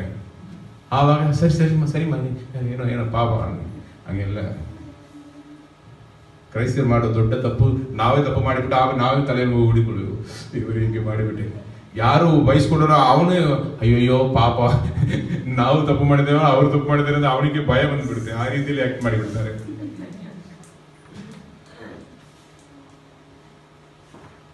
ಹುಟ್ಟದ ಸ್ವಭಾವ ಸುಟ್ಟರು ಹೋಗ್ತಾ ಇಲ್ವಾ? ಸಿಲುಬೆಯಲ್ಲಿ ಹಾಕೋಣ ಎಲ್ಲ ಸರಿಯಾಗಿ ಬಿಡುತ್ತೆ. ಅವರು ಸಿಲುಬೆಯನ್ನು ಹೊತ್ತುಕೊಂಡಿದ್ದಾರೆ. ಆದ್ರಿಂದ ನಾವು ಬಿಡುಗಡೆ ಹೊಂದಿದ್ದೇವೆ. ಘೋಷಣೆ ಮಾಡಿರಿ, ನಾವು ಸಿಲುಬೆಯಲ್ಲಿ ಹಾಕಲ್ಪಡಬೇಕಾದ ಕೇಸ್. ಬಟ್ ನಮ್ಮನ್ನು ದೇವರು ಬಿಡುಗಡೆ ಮಾಡಿದ್ದಾರೆ. ಎಲ್ಲರ ಮೇಲೆ ನ್ಯಾಯ ತೀರ್ಪು ಉಂಟು. ಈ ಲೋಕದಲ್ಲಿ ಬದುಕು ಎಲ್ಲ ಪಾಪಿಗಳ ಮೇಲೆ ನ್ಯಾಯ ತೀರ್ಪು ನರಕ ತಂದಾನೆ. ಬಟ್ ನಮ್ಮ ಪರವಾಗಿ, ನಮಗಾಗಿ, ನಮ್ಮ ಸ್ಥಳದಲ್ಲಿ, ನಮಗೆ ದಂಡನೆ ಸಿಗಬೇಕಾದ ಸ್ಥಳದಲ್ಲಿ ಸಬ್ಸ್ಟಿಟ್ಯೂಟ್ ಆಗಿ ಯೇಸು ಕರ್ತನು ಪ್ರಾಣ ಕೊಟ್ಟದ್ರಿಂದ ಇವತ್ತು ನಾವು ಬದುಕುತ್ತೇವೆ. ರಕ್ಷಣೆ ಅಂದ್ರೆ ಏನು ಗೊತ್ತಾ? ಆ ಬರ್ಲಿಕ್ಕಿರುವ ಈ ಲೋಕದ ಮೇಲೆ ಬರ್ಲಿಕ್ಕಿರುವ ನ್ಯಾಯ ತೀರ್ಪು, ಈ ಲೋಕದ ಮೇಲೆ ಬರ್ಲಿಕ್ಕಿರುವ ನರಕ ದಂಡನೆ ಹಿಂದೆ ನಮ್ಮನ್ನು ಕಾಪಾಡಿ ಪರಲೋಕ ರಾಜ್ಯದಲ್ಲಿ ಸೇರಿಸುವುದೇ ರಕ್ಷಣೆ. ಎಷ್ಟೋ ಜನರಿಗೆ ಗೊತ್ತಿಲ್ಲ. ವಿಶ್ವಾಸಿ ಇದ್ರೆ ಏನು, ನಾವು ವಿಶ್ವಾಸಿಗಳಾಗಿ ಇರೋದಿಲ್ಲ. ನಮಗೆ ಗೊತ್ತೇ ಇಲ್ಲ. ಯಾಕೆ ನಾನು ಈ ಒಂದು ಧರಿಸಿದ ವಿಶ್ವಾಸ ಪ್ರಮಾಣವನ್ನು ಸಭೆಗಳಲ್ಲಿ ಅಪೊಸ್ತಲ ವಿಶ್ವಾಸ ಪ್ರಮಾಣವನ್ನು ಓದುವುದಕ್ಕೆ ಪ್ರಾರಂಭಿಸಿ ಗೊತ್ತಾ? ಎಷ್ಟೋ ಜನರಿಗೆ ನಾವು ಏನಕ್ಕೆ ಕ್ರೈಸ್ತರಾಗಿ ಇದ್ದೇವೆ ಅಂತ ಗೊತ್ತೇ ಇಲ್ಲ. ಆದ್ರಿಂದ ಅದು ಇರಲೇಬೇಕು. ಒಂದು ಆತ್ಮನು, ಪವಿತ್ರ ಆತ್ಮನನ್ನು ಪ್ರೇರೇಪಿಸಿದ್ರಿಂದ ಅದನ್ನು ಸತ್ಯವೇ ನಮ್ಮ ಸಭೆಗಳಲ್ಲಿ ಅದನ್ನು ಓದುವುದಕ್ಕೆ ನಾವು ಪ್ರಾರಂಭಿಸ್ತೇವೆ. ಹಲ್ಲೆಲೂಯಾ. ಹಾಗೆ ಇರುವಾಗ ನಮ್ಮಲ್ಲಿ ಬಿಡಬೇಕಾದಿರುವುದು ಎಲ್ಲವನ್ನು ಬಿಡಬೇಕು. ಮುಂದೆ ಓದಿರಿಮ್ಮ. ಒಬ್ಬರಿಗೊಬ್ಬರು ಸುಳ್ಳಾಡಬೇಡಿರಿ. ನೀವು ಪೂರ್ವ ಸ್ವಭಾವವನ್ನು ಅದರ ಕೃತ್ಯಗಳ ಕೂಡ ತೆಗೆದಿಟ್ಟು ನೂತನ ಸ್ವಭಾವವನ್ನು ಧರಿಸಿಕೊಂಡಿದ್ದೀರಲ್ಲವೇ? ಈ ಸ್ವಭಾವವು ಅದನ್ನು ಸೃಷ್ಟಿಸಿದಾತನ ಹೋಲಿಕೆಯ ಮೇರೆಗೆ ದಿನೇ ದಿನೇ ನೂತನವಾಗುತ್ತಾ ಪೂರ್ಣ ಜ್ಞಾನವನ್ನು ಉಂಟು ಮಾಡುತ್ತದೆ. ಇದನ್ನು ಧರಿಸಿಕೊಂಡಿರುವುದರಲ್ಲಿ ಗ್ರೀಕನು ಯಹೂದ್ಯನು ಎಂಬ ಭೇದವಿಲ್ಲ, ಸುನ್ನತಿ ಮಾಡಿಸಿಕೊಂಡವರು ಸುನ್ನತಿ ಮಾಡಿಸಿಕೊಳ್ಳದವರು ಎಂಬ ಭೇದವಿಲ್ಲ, ಮೇಚ ಹೂಣ ಎಂಬ ಹೆಸರುಗಳಿಲ್ಲ, ಆಳು ಒಡೆಯ ಎಂಬ ಭೇದವಿಲ್ಲ. ಆದರೆ ಕ್ರಿಸ್ತನೇ ಸಮಸ್ತರಲ್ಲಿಯೂ ಸಮಸ್ತವೂ ಆಗಿರುವನು. ಹೀಗಿರಲಾಗಿ ನೀವು ದೇವರಿಂದ ಆರಿಸಿಕೊಂಡವರು ಪ್ರತಿಷ್ಠಿತರು ಪ್ರಿಯರು ಆಗಿರುವುದರಿಂದ ಕನಿಕರ ಏನೆಲ್ಲ ಇರಬೇಕು? ಎಲ್ಲರೂ ಹೇಳಿರಿ. ಕನಿಕರ, ದಯೆ, ದೀನಭಾವ, ಸಾತ್ವಿಕತ್ವ, ದೀರ್ಘ ಶಾಂತಿ, ಸದ್ಗುಣಗಳನ್ನು ನಾವು ಧರಿಸಿಕೊಳ್ಳಬೇಕು.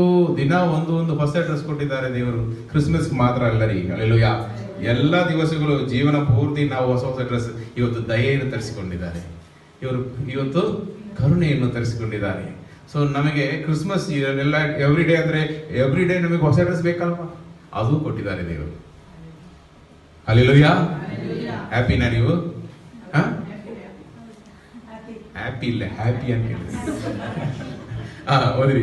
ಮತ್ತೊಬ್ಬನ ಮೇಲೆ ತಪ್ಪು ಹೊರಿಸುವುದಕ್ಕೆ ಕಾರಣವಿದ್ದರು ತಪ್ಪು ಹೊರಿಸದೆ ನಾವು ಕಾರಣ ಹುಡುಕುವವರು. ಹಾಗೆ ತಾನೆ, ಏನಾದ್ರು ಒಂದು ಕಾರಣ ಸಿಕ್ಕಿದ್ರೆ ಸಾಯಿಸಿಬಿಡೋಣ ಅಂತ. ಬಟ್ ಇಲ್ಲಿ ದೇವರು ಏನು ಹೇಳ್ತಾರೆ? ತಪ್ಪು ಹೊರಿಸುವುದಕ್ಕೆ ಕಾರಣವಿದ್ದರೂ ತಪ್ಪು ಹೊರಿಸುವುದಕ್ಕೆ ಕಾರಣ ಇದ್ದರೂ ತಪ್ಪು ಹೊರಿಸದೆ ಸಹಿಸಿಕೊಂಡು ಕ್ಷಮಿಸಿರಿ. ಹಲ್ಲೆಲೂಯಾ. ಒಬ್ಬರಿಗೊಬ್ಬರು ಆ ಒಂದು ಪದ ಬಹಳ ಪ್ರಾಮುಖ್ಯವಾದದ್ದು. ನಾವು ಇನ್ನೊಬ್ಬರು ಮನ ತಿರುಗಬೇಕು, ಅದಕ್ಕೋಸ್ಕರ ನಾವು ಸಹಿಸಿಕೊಳ್ಳಬೇಕು. ಹಲ್ಲೆಲೂಯಾ. ಪ್ರೀತಿ ಸಹಿಸಿಕೊಳ್ಳುತ್ತದೆ ಎಂದು ಕೊರಿಂಥದವರ 13 ಬರೀತಾರೆ. ಈ ಸಹಿಸಿಕೊಳ್ಳೋದು ಏನಂದ್ರೆ ಹೊಡೆಯುವಾಗಲ್ಲ ಹಂಗೇನಾ ಇರಬಹುದು, ಅದು ಕೂಡ ಇರಬಹುದು. ನಮ್ಮ ತಾಯಿಯವರು ನಮ್ಮ ತಂದೆ ಮನ ತಿರುಗೋದಕ್ಕೋಸ್ಕರ 17 ವರ್ಷ ಕಾಯ್ತಾ ಇದ್ರು. ಅವರು ಎಷ್ಟು ಟಾರ್ಚರ್ ಮಾಡ್ತಾರೆ ಅಂದ್ರೆ ಏನ್ ಗೊತ್ತಾ? ಒಂದಾನೊಂದು ದಿವಸ ಈ ಮನುಷ್ಯನು ನನ್ನ ಪ್ರೀತಿಯ ಮುಖಾಂತರ ರಕ್ಷಣೆ ಹೊಂದುವನು. ಅವ್ರು ಮಾಡಿದ ಪ್ರಾರ್ಥನೆಗಳು, ಅವ್ರು ಚರ್ಚಿಗೆ ಹೋಗೋದಲ್ಲ ಒಂದು ಕಡೆ ಇದ್ರು, ಅದಕ್ಕಿಂತ ಹೆಚ್ಚಾಗಿ ಅವ್ರ ಗಂಡನಿಗೆ ಅವ್ರು ಕೊಟ್ಟ ಮರ್ಯಾದೆ, ಅವ್ರಿಗೆ ಪ್ರೀತಿಯಿಂದ ಅವ್ರಿಗೆ ಮಾಡಿದ ಸೇವೆ ಒಂದು ಚೂರು ಕೂಡ. ಆ ಕಾಲದೆಲ್ಲ ಗಂಡಸರು ಅಧಿಕಾರ ಮಾಡುವ ಕಾಲ. ಬಟ್ಟೆ ಅವರು ರೇಮಂಡ್ ಅಲ್ಲಿ ತಗೊಂಡು ಬಂದು 100 ರೂಪಾಯಿ ಕೊಟ್ಟು ಒಳ್ಳೆ ಸ್ಯಾರಿ ಎಲ್ಲ ತಗೊಳ್ಳೋಣ, ಒಂದು 100 ರೂಪೀಸಲ್ಲಿ ಎಲ್ಲ ತಗೊಳ್ಬೇಕು. ಅವ್ರು 500 ಖರ್ಚು ಮಾಡಿ ಆ ಟೈಮಲ್ಲಿ ರೇಮಂಡ್ ಶರ್ಟ್ ನೋಡಿ ತಗೊಂಡು ಬರ್ತಾರೆ. ಇವರಿಗೆ ಹೋಗಿ ತಗೊಂಡ್ ಬಾ, 100 ರೂಪೀಸಲ್ಲಿ ಎಲ್ಲ ಏನೇನು ಬೇಕೋ ಎಲ್ಲ ತಗೊಂಡು ಬಮ್ಮ. ಎಂತಹ ಪ್ರೀತಿ ಅದು!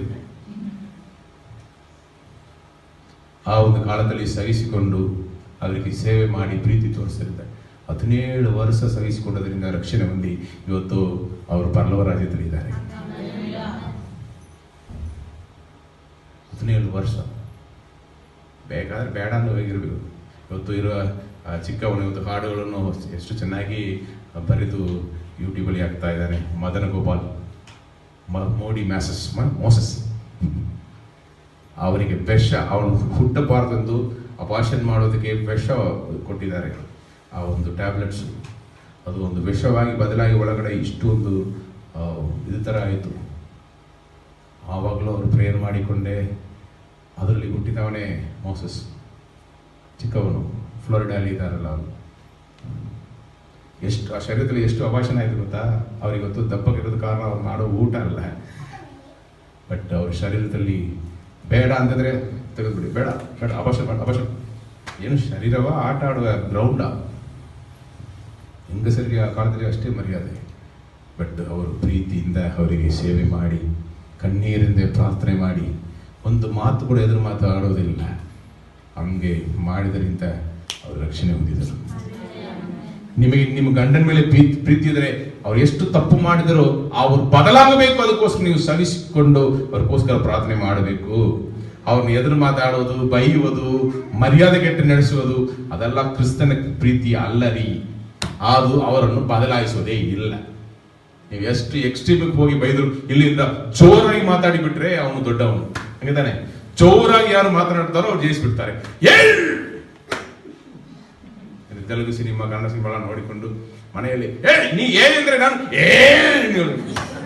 ಅಂದ್ರೆ ಏನ್ ಹೇಳ್ತಾನೆ ಇವ್ರನ್ನ,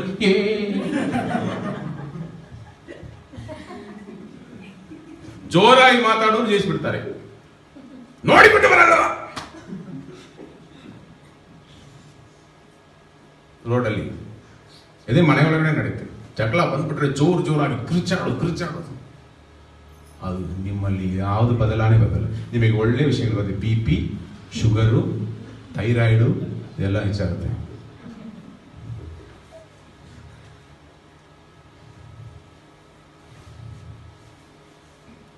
ನಮಗೆ ಬೇಡದಿರುವುದೆಲ್ಲ ನಾವು ಬಿಟ್ಬಿಟ್ಟು ಒಬ್ಬರು ಇನ್ನೊಬ್ಬರನ್ನು ಕ್ಷಮಿಸಬೇಕು. ಯೇಸು ಕರ್ತನು ನಿಮ್ಮನ್ನು ನಮ್ಮನ್ನು ಕ್ಷಮಿಸ್ತಾರ ಇಲ್ವಾ? ಮುಂದೆ ಹೋದ್ರಿ ಅದರಲ್ಲಿ ನಿಮ್ಮನ್ನು ಕ್ಷಮಿಸಿದಂತೆಯೇ ನೀವು ಕ್ಷಮಿಸಿರಿ. ನಾನು ಕೇಳ್ತೇನೆ, ಕರ್ತನು ನಮ್ಮನ್ನು ಹೇಗೆ ಕ್ಷಮಿಸ್ತಾರೆ? ಮುಂಚಾನೆಯಿಂದ ಇವತ್ತು ತನಕ ಹೇಳಿ. ಮುಂಚಾನೆ ಎಷ್ಟು ಗಂಟೆಗೆ ಎದ್ದೇಳ್ತೀರಿ? ಎಷ್ಟು ಗಂಟೆಗೆ ಎದ್ದೇಳ್ತೀರಿ? 5 ಗಂಟೆ.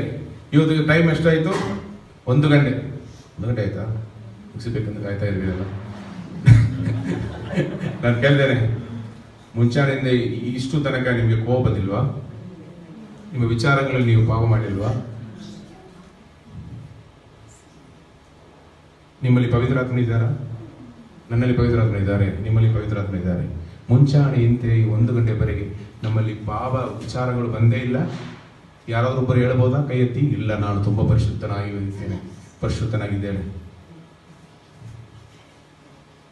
ನಮ್ಮನ್ನು ಒಂದು ದಿವಸದಲ್ಲಿ 1,000, 2,000 ಸಾರಿ ದೇವರು ನಮ್ಮನ್ನು ಶ್ರಮಿಸ್ತಾರೆ, ಸಗಿಸಿಕೊಳ್ಳುತ್ತಾರೆ. ಒಳಗಡೆ ಇದ್ದಾರೆ, ಇಲ್ಲಿದ್ದಾರೆ ಪವಿತ್ರಾತ್ಮ.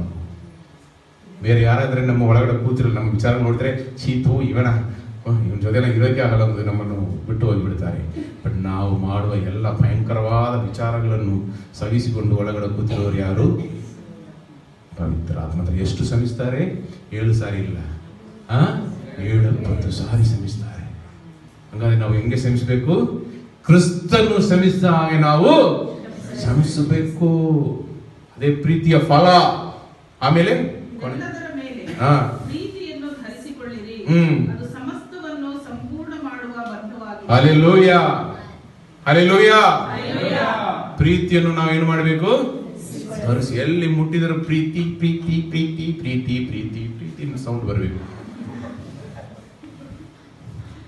ನಮಗ್ ಮುಟ್ಟಿದ್ರೆ ದೇವರೇ ಒಂದು ದೆವ್ವ ಕಾಣುತ್ತೆ, ಬಿಡುಗಡೆ ಮಾಡಿ.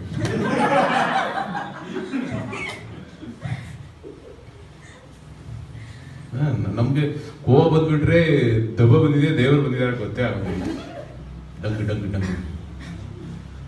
ಎಷ್ಟು ನಾನು ಹೇಳ್ತೇನೆ, ಸಿಂಪಲ್ ಆಗಿ ಬದುಕಿರಿ, ಸಿಂಪಲ್ ಜೀವನ, ಸಿಂಪಲ್ ಆಗಿ ಪ್ರೀತಿ ತೋರಿಸಿರಿ, ಖುಷಿಯಾಗಿರುತ್ತೀರಿ. ಮಕ್ಕಳಿಗೆ ಪ್ರೀತಿ ಎಲ್ಲದಲ್ಲಿ ಪ್ರೀತಿ, ಹಂಗೆ ಪ್ರೀತಿಯಿಂದ ಬದುಕಿರಿ. ಅದಕ್ಕಿಂತ ದೊಡ್ಡದು ಏನಿಲ್ಲ. ನೀವು ಸಂಪಾದಿಸ್ಕೊಳ್ಳೋದು ಪ್ರೀತಿಯಾಗಿ ಮಾತ್ರ ಇರಲಿ. ಅದು ಹೇಳಿದ್ರಲ್ಲ, ಕೊರಿಂಥಿಯದವರೇ ರೋಮ ಬರೆದವರೇ 13:8 ಫಸ್ಟ್ ಲೈನಲ್ಲಿ ಸೂಪರ್ ಆಗಿ ಬರೆದಿದ್ದಾರೆ ಪೌಲನು. ಏನದು?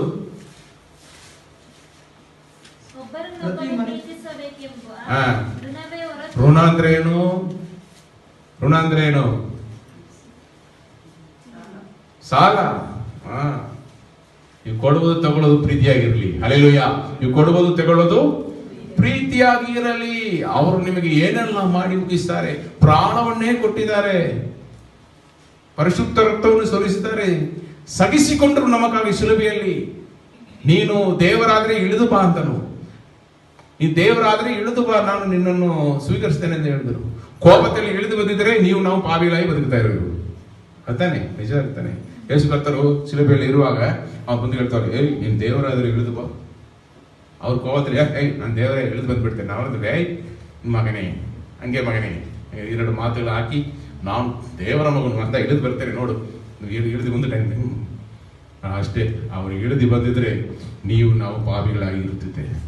ಅವ್ರಿಗೆ ಇಳಿದು ಬರದೆ ಅವರು ಸಗಿಸಿಕೊಂಡು ಮರಣವನ್ನು ಹೊಂದಿದರಿಂದಲೇ ನಮಗೆ ಪಾಪ ಕ್ಷಮಾಪಣೆಯ ಪರಿಹಾರ ಉಂಟಾಯಿತು, ರಕ್ಷಣೆಯ ನಿತ್ಯ ಜೀವನ ಉಂಟಾಯಿತು.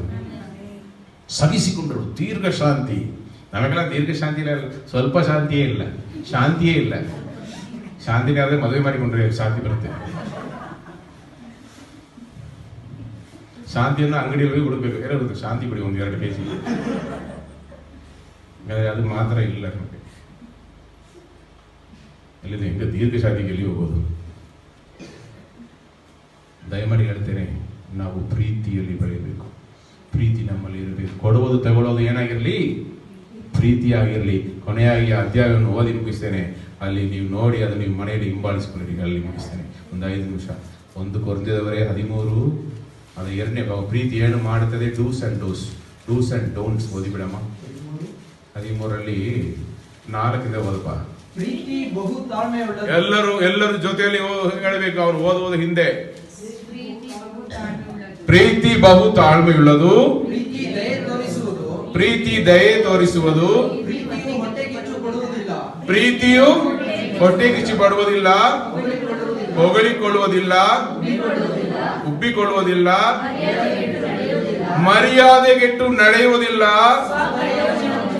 ಸ್ವಪ್ರಯೋಜನವನ್ನು ಚಿಂತಿಸುವುದಿಲ್ಲ, ಸಿಟ್ಟುಗೊಳ್ಳುವುದಿಲ್ಲ,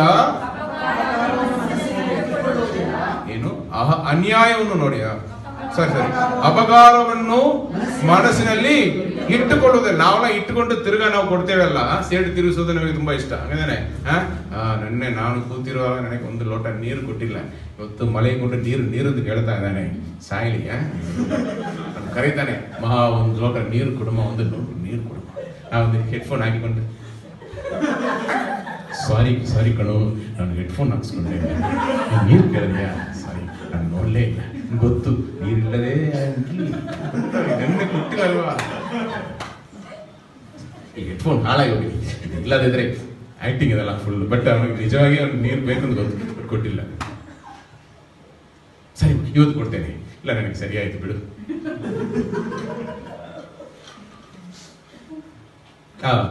ಪ್ರೀತಿಯು ಎಂದಿಗೂ ಬಿದ್ದು ಹೋಗುವುದಿಲ್ಲ. Hallelujah, hallelujah. ಇದೆಲ್ಲ ಜೊತೆಯಲ್ಲಿ ಇರುವವರಲ್ಲಿ ಮಾಡಬೇಕು. ಹಲ್ಲೆಲೂಯಾ. ನಿಮ್ಮ ಗಂಡನು ನಿಮಗೆ ಕಷ್ಟ ಕೊಟ್ಟರು ಕೂಡ ನೀವು ಸಹಿಸಿಕೊಂಡು ಅವರು ಸರಿಯಾದ ತನಕ ನೀವು ಸಹಿಸಿಕೊಳ್ಳಬೇಕು.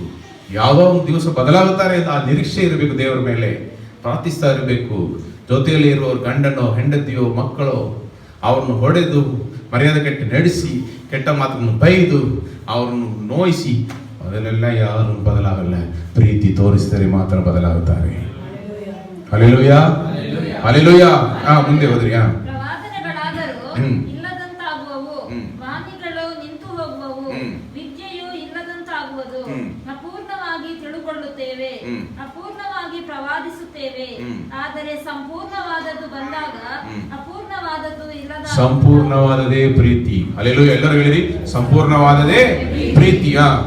ನಾನು ಬಾಲಕನಾಗಿದ್ದಾಗ ಬಾಲಕನ ಮಾತುಗಳನ್ನಾಡಿದೆನು, ಬಾಲಕನ ಸುಖ ದುಃಖಗಳನ್ನು ಅನುಭವಿಸಿದೆನು, ಬಾಲಕನ ಆಲೋಚನೆಗಳನ್ನು ಮಾಡಿಕೊಂಡೆನು. ಪ್ರಾಯಸ್ಥನಾದ ಮೇಲೆ ಬಾಲ್ಯದವುಗಳನ್ನು ಬಿಟ್ಟು ಬಿಟ್ಟೆನು. ಈಗ ಕಂಚಿನ ದರ್ಪಣದ ಚಿಕ್ಕ ವಯಸ್ಸಲ್ಲಿ ನಾವು ಹೇಳು, ನಾನು ಇವ್ರನ್ನು ಕ್ಷಮಿಸುವುದೇ ಇಲ್ಲ, ಅವನು ಸತ್ತು ಹೆಣವಾಗಿ ಬಿಟ್ಟರು ನಾನು ಅವನ ಮುಖ ನೋಡುವುದಿಲ್ಲ. ಎಷ್ಟು ಜನ ಹೇಳಿದಿರಿ? ಕೈ ತೋರಿಸಲ್ಲ. ಅವನು ಸತ್ತು ಬಿತ್ತಿದ್ರು ನಾನು ನೋಡುವುದಿಲ್ಲ, ಅವನು ಹೆಣ ನೋಡಕ್ ಬರಲ್ಲ. ಜೀವನ ಪೂರ್ತಿ ನಾನು ಅವನು ಕ್ಷಮಿಸುವುದಿಲ್ಲ, ಅವಳನ್ನು ಕ್ಷಮಿಸುವುದಿಲ್ಲ. ನಾನು ಹೇಳ್ತೇನೆ, ನೀವು ಕ್ಷಮಿಸೋದಕ್ಕೆ ಆಗದೆ ಹೋದ್ರೆ ನೀವು ಕ್ರೈಸ್ತರೇ ಇಲ್ಲ. ಬರದೇ ಇಟ್ಟುಕೊಳ್ಳಿರಿ. ನಮಗೆ ಕ್ಷಮಿಸೋದಕ್ಕೆ ಆಗಲ್ಲ ಅಂದ್ರೆ ನಾವು ಕ್ರೈಸ್ತರ ದಾರಿಯಲ್ಲಿ ನಡೀತಾ ಇಲ್ಲ. ಮನಸ್ಸಲ್ಲಿ ಇಟ್ಕೊಂಡಿದ್ರೆ ಅದು ನಿಜವಾದ ಪ್ರೀತಿ ಇಲ್ಲ ರೀ. ಅದನ್ನು ಬಿಟ್ಟು ಬಿಡಬೇಕು. ನಾವು ದೇವರ ಮಕ್ಕಳಾಗಿರ್ಬೇಕು. ಅವರು ಹೆಂಗೆ ಇರಲಿ, ಬಟ್ ನಾವು ಕ್ಷಮಿಸೋರಾಗಿರ್ಬೇಕು. ಹಲ್ಲೆಲೂಯಾ. ಈಗ ಕಂಚಿನ ದರ್ಪಣದಲ್ಲಿ ಕಾಣಿಸುವಂತೆ ದೇವರ ಮುಖವು ನಮಗೆ ಮೊಬ್ಬಾಗಿ ಕಾಣಿಸುತ್ತದೆ. ಆಗ ಮುಖಾಮುಖಿಯಾಗಿ ಆತನನ್ನು ನೋಡುವೆವು. ಈಗ ಸ್ವಲ್ಪ ಮಾತ್ರ ನನಗೆ ತಿಳಿದದೆ, ಆಗ ದೇವರು ನನ್ನನ್ನು ಸಂಪೂರ್ಣವಾಗಿ ತಿಳುಕೊಂಡಂತೆ ನಾನು ಸಂಪೂರ್ಣವಾಗಿ ತಿಳುಕೊಳ್ಳುವೆನು. ಹೀಗಿರುವುದರಿಂದ ಆದ್ದರಿಂದ ನಂಬಿಕೆ, ನಿರೀಕ್ಷೆ, ನಂಬಿಕೆ ಮೂಲಕ ನಾವು, ನಂಬಿಕೆಯಿಂದಲೇ ಏನಾಗುತ್ತದೆ? ರಕ್ಷಣೆ ಉಂಟಾಗುತ್ತದೆ. ನಿರೀಕ್ಷೆ ಏನು? ನಿತ್ಯ ಜೀವ. ಅಲ್ಲಿ ಯಾರನ್ನು ನೋಡುವೆವು? ಸರಿ, ನೀವು ಯೇಸು ಕರ್ತನ ನೋಡಿದ ಮೇಲೆ ನಂಬಿಕೆ ನಿರೀಕ್ಷೆ ಏನಾಗುತ್ತದೆ? ಮುಗಿದೋಗಿ ಬಿಡುತ್ತೆ. ಹಲ್ಲೆಲೂಯಾ. ಯೇಸು ಕರ್ತನ ನೀವು ನೋಡುವಾಗ ಪರಲೋಕದಲ್ಲಿ ನೋಡಿದ ತಕ್ಷಣ ನಂಬಿಕೆಯು ನಿರೀಕ್ಷೆಯು, ನೀರು ಕುಡಿ ಯಾರು ಕಂತ, ನಂಬಿಕೆಯು ನಿರೀಕ್ಷೆಯು ನಿಂದೋಗಿ ಬಿಡುತ್ತೆ, ಮುಗಿದೋಗಿ ಬಿಡುತ್ತೆ. ಏನು ಮಾತ್ರ ಕಂಟಿನ್ಯೂ ಆಗುವುದು? ಪ್ರೀತಿ. ಹಲ್ಲೆಲೂಯಾ. ಇವುಗಳಲ್ಲಿ ದೊಡ್ಡದು ಪ್ರೀತಿಯೇ ಶಾಶ್ವತ. ನೀವು ಪರಲೋಕದಲ್ಲಿ ಇದ್ದರೂ ನೀವು ದೇವರೊಂದಿಗೆ ಪ್ರೀತಿಯಲ್ಲಿ ಇರುವಿರಿ, ಅವರ ಪ್ರೀತಿಯನ್ನು ನೀವು ಅನುಭವಿಸುವಿರಿ. ನಾವು ಅವರಿಗೆ ಪ್ರೀತಿಯನ್ನು ತೋರಿಸುವ ಅಂದರೆ ನೆಲೆಗೊಂಡಿರುವುದು ಏನು? ಪ್ರೀತಿಯೇ.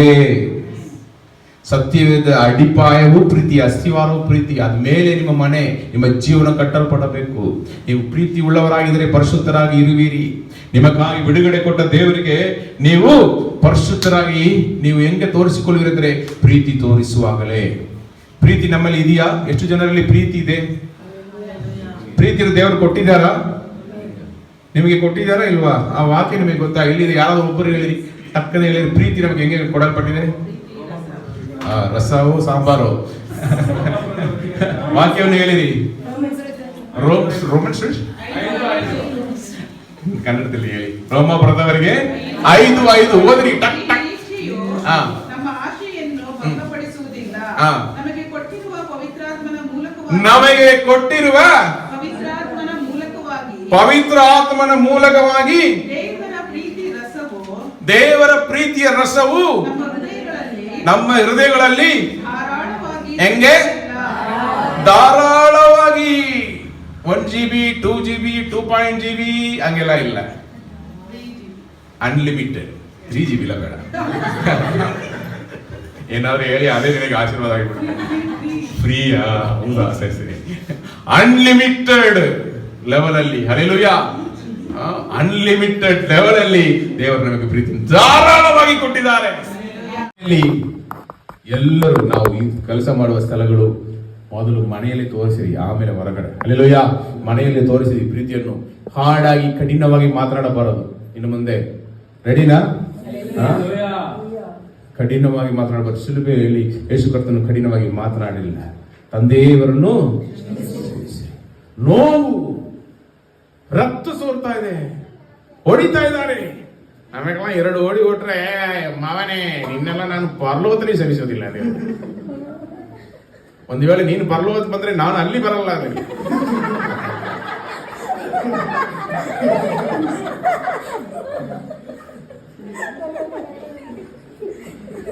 ಬಟ್ ಯೇಸು ಕರ್ತನು ಶಿಲುಬೆಯಲ್ಲಿ ಹಾಕಿ ಅವರ ಕೈಯಲ್ಲಿ ಮೊಳೆಗಳಿಂದ ಅವರು ಹೊಡೆಯುವಾಗ ಅವರು ಒಂದೇ ಒಂದು ಪ್ರಾರ್ಥನೆ ವಿಜ್ಞಾಪನೆಯನ್ನು ಮಾಡ್ತಾರೆ.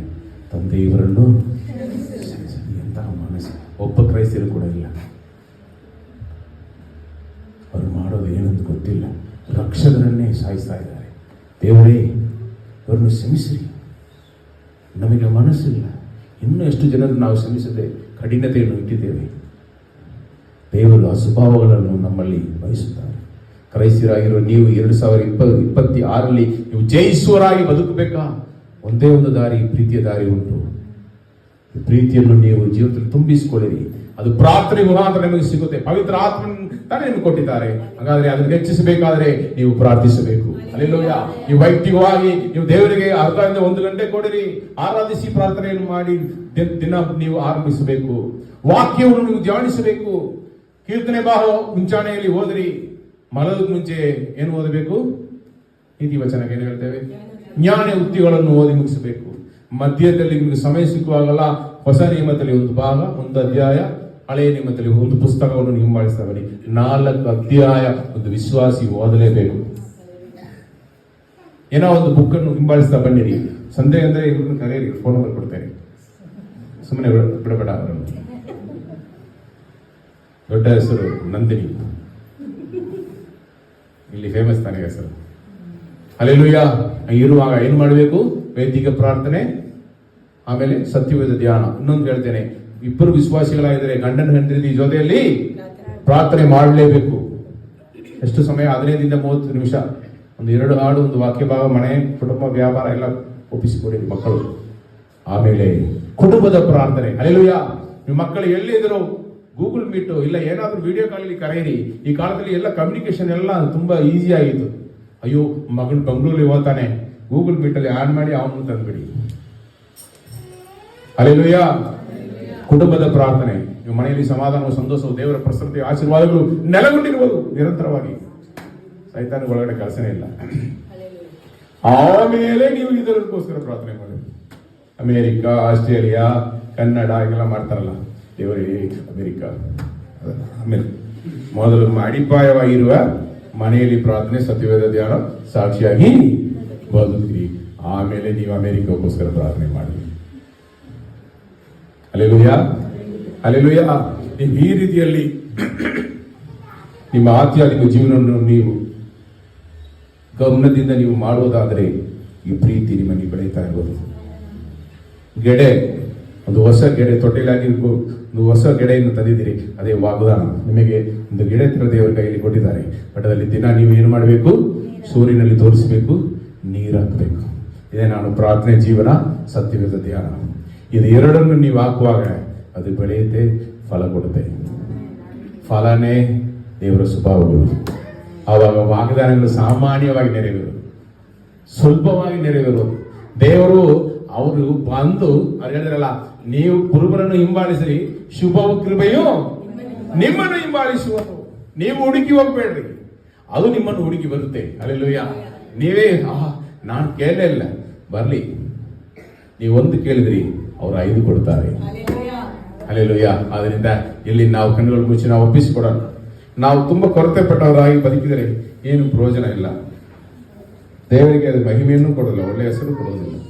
ಈ ಹೊಸ ವರ್ಷದಲ್ಲಿ ಅಸಾಧ್ಯವಾದ ಕಾರ್ಯಗಳೆಲ್ಲ ನಾನು ಸಾಧ್ಯಪಡಿಸ್ತೇನೆ ಎಂದು ದೇವರು ವಾಗ್ದಾನ ಕೊಟ್ಟಿದ್ದಾರೆ. ಅದು ಎಷ್ಟು ದೊಡ್ಡ ಅಸಾಧ್ಯವಾದ ಕಾರ್ಯಗಳಾಗಲಿ, ಕೆಲಸ, ಆರೋಗ್ಯ ಕೊರತೆಗಳು, ಮಕ್ಕಳಿಗೋಸ್ಕರ ನೀವು ಪ್ರಾರ್ಥನೆ ಮಾಡ್ತೀರಿ, ವ್ಯಾಪಾರ, ಸೇವೆ, ಏನಾಗಿರಲಿ, ಅಡಿಪಾಯದ ಮೇಲೆ ನಾವು ಕಟ್ಟೋಣ.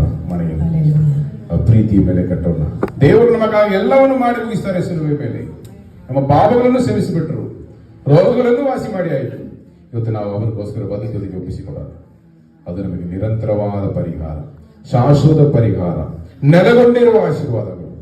ಅದರಿಂದ ನಾವು ಇವತ್ತು ಒಪ್ಪಿಸಿಕೊಟ್ಟು ಪ್ರಾರ್ಥಿಸೋಣ.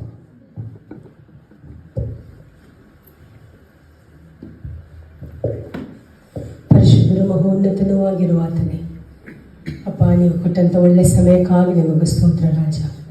ರಾಜಾದಿರಾಜನೇ, ಈ ಸಮಯದಲ್ಲಿ, ಈ ಸಂದರ್ಭದಲ್ಲಿ ಸ್ವಾಮಿ, ನಿಮ್ಮ ಆಲಯದಲ್ಲಿ ಕೂಡಿ ಬಂದಿರುವಾಗ ನಮಗೆ ಕೊಟ್ಟಂಥ ಒಳ್ಳೆ ವಾಕ್ಯ ಭಾಗಕ್ಕಾಗಿ ಸ್ತೋತ್ರ ಸ್ವಾಮಿ.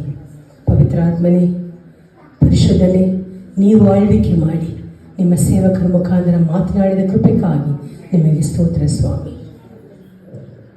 ಹೌದು ರಾಜ, ನಾವು ಯಾರೂ ಒಳ್ಳೆಯವರಿಲ್ಲ, ನೀವೊಬ್ಬನೇ ನಮ್ಮನ್ನು ಶುದ್ಧೀಕರಣೆ ಮಾಡಿ ಈ ದಿನದಲ್ಲಿ ನಮಗೆ ಬೇಕಿಲ್ಲದಿರುವ ಎಲ್ಲ ಸ್ವಭಾವಗಳನ್ನು ತೆಗೆದುಹಾಕಿ ಸ್ವಾಮಿ, ನಿಮ್ಮ ಸ್ವಭಾವದಲ್ಲಿ ಬೆಳೆಯೋದಕ್ಕೆ ನಮಗೆ ಸಹಾಯ ಮಾಡಪ್ಪ. ನಂಬಿಕೆ, ನಿರೀಕ್ಷೆ, ಪ್ರೀತಿ, ಈ ಮೂರಲ್ಲಿ ಪ್ರೀತಿ ಮಾತ್ರ ನೆಲೆಗೊಂಡಿರುತ್ತದೆ ಎಂಬುದಾಗಿ ನಾವು ನೋಡಿದ್ದೇವೆ ಸ್ವಾಮಿ. ರಾಜನೇಪ್ಪ, ಈ ಪ್ರೀತಿಯನ್ನು ಧರಿಸಿಕೊಳ್ಳಬೇಕು ಅಂತ ನೀವು ಹೇಳಿದಿರಿ ಸ್ವಾಮಿ. ಬರೀ ಮಾತಿಂದಲ್ಲ, ಅದನ್ನು ನಾವು ವಸ್ತ್ರವಾಗಿ ಧರಿಸಿಕೊಂಡು ಬದುಕಬೇಕು ಎಂಬುದಾಗಿ ನೀವು ಹೇಳಿಕೊಟ್ರಿ ಸ್ವಾಮಿ. ಅದೇ ಪ್ರಕಾರ ಈ ದಿನ ನಾವು ಈ ಪ್ರೀತಿಯನ್ನು ಧರಿಸಿಕೊಂಡವರಾಗಿ ನಿಮ್ಮ ಹಾಗೆ ಬದುಕಿ, ನಿಮ್ಮ ಹಾಗೆ ನೋಡಿ, ನಿಮ್ಮ ಹಾಗೆ ಮಾತನಾಡಿ, ನಿಮ್ಮ ಸ್ವಭಾವ ನಮ್ಮಲ್ಲಿ ಇರಬೇಕಾಗಿ ಒಪ್ಪಿಸುತ್ತೇನೆ ಸ್ವಾಮಿ. ನಮ್ಮ ಕಣ್ಣುಗಳನ್ನು, ಕೈಗಳನ್ನು, ಕಾಲುಗಳನ್ನು ಅಪ್ಪ, ನಾವು ಮಾತನಾಡುವ ಮಾತುಗಳು, ಕೇಳುವ ಕಾರ್ಯಗಳು, ನೋಡುವ ಕಾರ್ಯಗಳು, ಹೋಗುವ ದಾರಿಗಳು, ಕೈಯಿಂದ ಮಾಡುವ ಕೆಲಸಗಳು ಎಲ್ಲವನ್ನೂ ಸ್ವಾಮಿ ನಿಮ್ಮ ಪಾದಕ್ಕೆ ಒಪ್ಪಿಸ್ತೇವೆ ಸ್ವಾಮಿ. ಎಲ್ಲದರಲ್ಲೂ ನಾವು ಪ್ರೀತಿಯನ್ನೇ ತೋರುವರಾಗಿ, ಪ್ರೀತಿಯನ್ನೇ ಅಪ್ಪ ಸ್ವಾಮಿ ನಾವು ಇದರ ಹತ್ರ ಮಾತನಾಡುವಾಗ ಎಲ್ಲ ಸಮಯದಲ್ಲೂ ಅಪ್ಪ ನಿಮ್ಮನ್ನು ತೋರುವರಾಗಿ ಬದುಕಲಿಕ್ಕೆ ನಮಗೆ ಸಹಾಯ ಮಾಡಪ್ಪ. ಹೊಸ ವರ್ಷ ಬಂದಿದೆ ಅಪ್ಪ, ಈ ಪಾಸ್ಟ್ರು ಯಾವಾಗಲೂ ಈ ಪ್ರೀತಿ ಪರಿಶುದ್ಧತೆ ಬಗೆನೇ ಮಾತಾಡ್ತಾರಲ್ಲ ಅಂತ ಅಪ್ಪ ಸ್ವಾಮಿ ಯೋಚನೆ ಮಾಡಬಹುದು ಕೆಲವರು ರಾಜ. ಆದರೆ ಈ ಸಮಯದಲ್ಲಿ ನೀವು ಸ್ಪಷ್ಟವಾಗಿ ನಮಗೆ ಹೇಳಿಕೊಟ್ಟಿದ್ದೀರಿ, ಇದು ಪಾಸ್ಟರ್ ಅಲ್ಲ ಪವಿತ್ರಾತ್ಮನ ಮಾತು ಎಂಬುದನ್ನು ನೀವು ಹೇಳಿಕೊಟ್ಟಿದ್ದೀರಿ. ಪ್ರೀತಿ ಪರಿಶುದ್ಧತೆ ಇಲ್ಲದೆ ಯಾರೂ ಪರಲೋಕಕ್ಕೆ ಹೋಗುವುದಿಲ್ಲ, ದೇವರ ಮಕ್ಕಳಾದ ನಾವು ಹೇಳಕ್ಕೂ ಆಗೋದಿಲ್ಲ, ಕ್ರೈಸ್ತರಂದು ಹೇಳಕ್ಕೂ ಆಗೋದಿಲ್ಲ ಎಂಬುದಾಗಿ ಸ್ಪಷ್ಟವಾಗಿ ಕೊಟ್ಟಂತ ಈ ಅಪ್ಪ ಸ್ವಾಮಿ ವಾಕ್ಯಕ್ಕಾಗಿ ನಿಮಗೆ ಸ್ತೋತ್ರ. ಇದನ್ನು ನಾವು ಧರಿಸಿಕೊಂಡು ಬದುಕಿ 2025 ಯಾವುದೆಲ್ಲ ಅದ್ಭುತ ಕಾಣಕ್ಕಾಗ್ಲಿಲ್ವೋ, ಆಶೀರ್ವಾದಗಳು ನಮ್ಮ ಕಡೆ ಬಂದು ಸೇರ್ಲಿಲ್ವೋ, ಅದೆಲ್ಲ 2026 ನಮಗೂ ನಮ್ಮ ಕುಟುಂಬಕ್ಕೂ ಕೆಲಸದಲ್ಲೂ ವ್ಯಾಪಾರದಲ್ಲೂ ಮಕ್ಕಳ ಜೀವನದಲ್ಲೂ ಸ್ವಾಮಿ ಅಪ್ಪ ನಾವು ಪಡೆದುಕೊಳ್ಳೋದಕ್ಕೆ ಆಶೀರ್ವಾದವನ್ನು ಹೊಂದಿಕೊಳ್ಳೋದಕ್ಕೆ ನಮಗೆ ಸಹಾಯ ಮಾಡಬೇಕಾಗಿ ನಮ್ಮನ್ನು ಸಂಪೂರ್ಣವಾಗಿ ಅಪ್ಪ ಒಪ್ಪಿಸಿಕೊಟ್ಟು ನಿಮ್ಮ ಪಾದದಲ್ಲಿ ಅಪ್ಪ ರಾಜನೇ ಸಹಾಯಕ್ಕಾಗಿ ಬೇಡುತ್ತಾ ಅಪ್ಪ ನೀವು ಈ ಒಂದು ವಾರದಿಂದ ನಾವು ಪ್ರಾರಂಭಿಸಬೇಕು. ವರ್ಷ ಪೂರ್ತಿ ಪ್ರೀತಿಯನ್ನು ತೋರಿಸೋ ಮಕ್ಕಳಾಗಿ ಬದುಕಬೇಕು. ನಮ್ಮ ಮಾತು ನಡೆ ನುಡಿಯಲ್ಲಿ ನಿಮ್ಮ ಪ್ರೀತಿಯನ್ನು ತೋರಿಸೋರಾಗಿ ಬದುಕಬೇಕೆಂಬುದಾಗಿ ಸಭೆಯನ್ನು ಈ ವಾಕ್ಯ ಕೇಳೋ ಪ್ರತಿಯೊಬ್ಬರನ್ನು ಒಪ್ಪಿಸಿಕೊಡುತ್ತಾ ನಮ್ಮ ರಕ್ಷಕನು ಒಡೆಯನೂ ಆದ ಯೇಸು ಸ್ವಾಮಿ ನಾಮದಲ್ಲಿ ಪ್ರಾರ್ಥನೆ ಬೇಡುತ್ತೇವೆ ಜೀವವುಳ್ಳ ತಂದೆ. ಆಮೇನ್ ಆಮೇನ್ ಆಮೇನ್.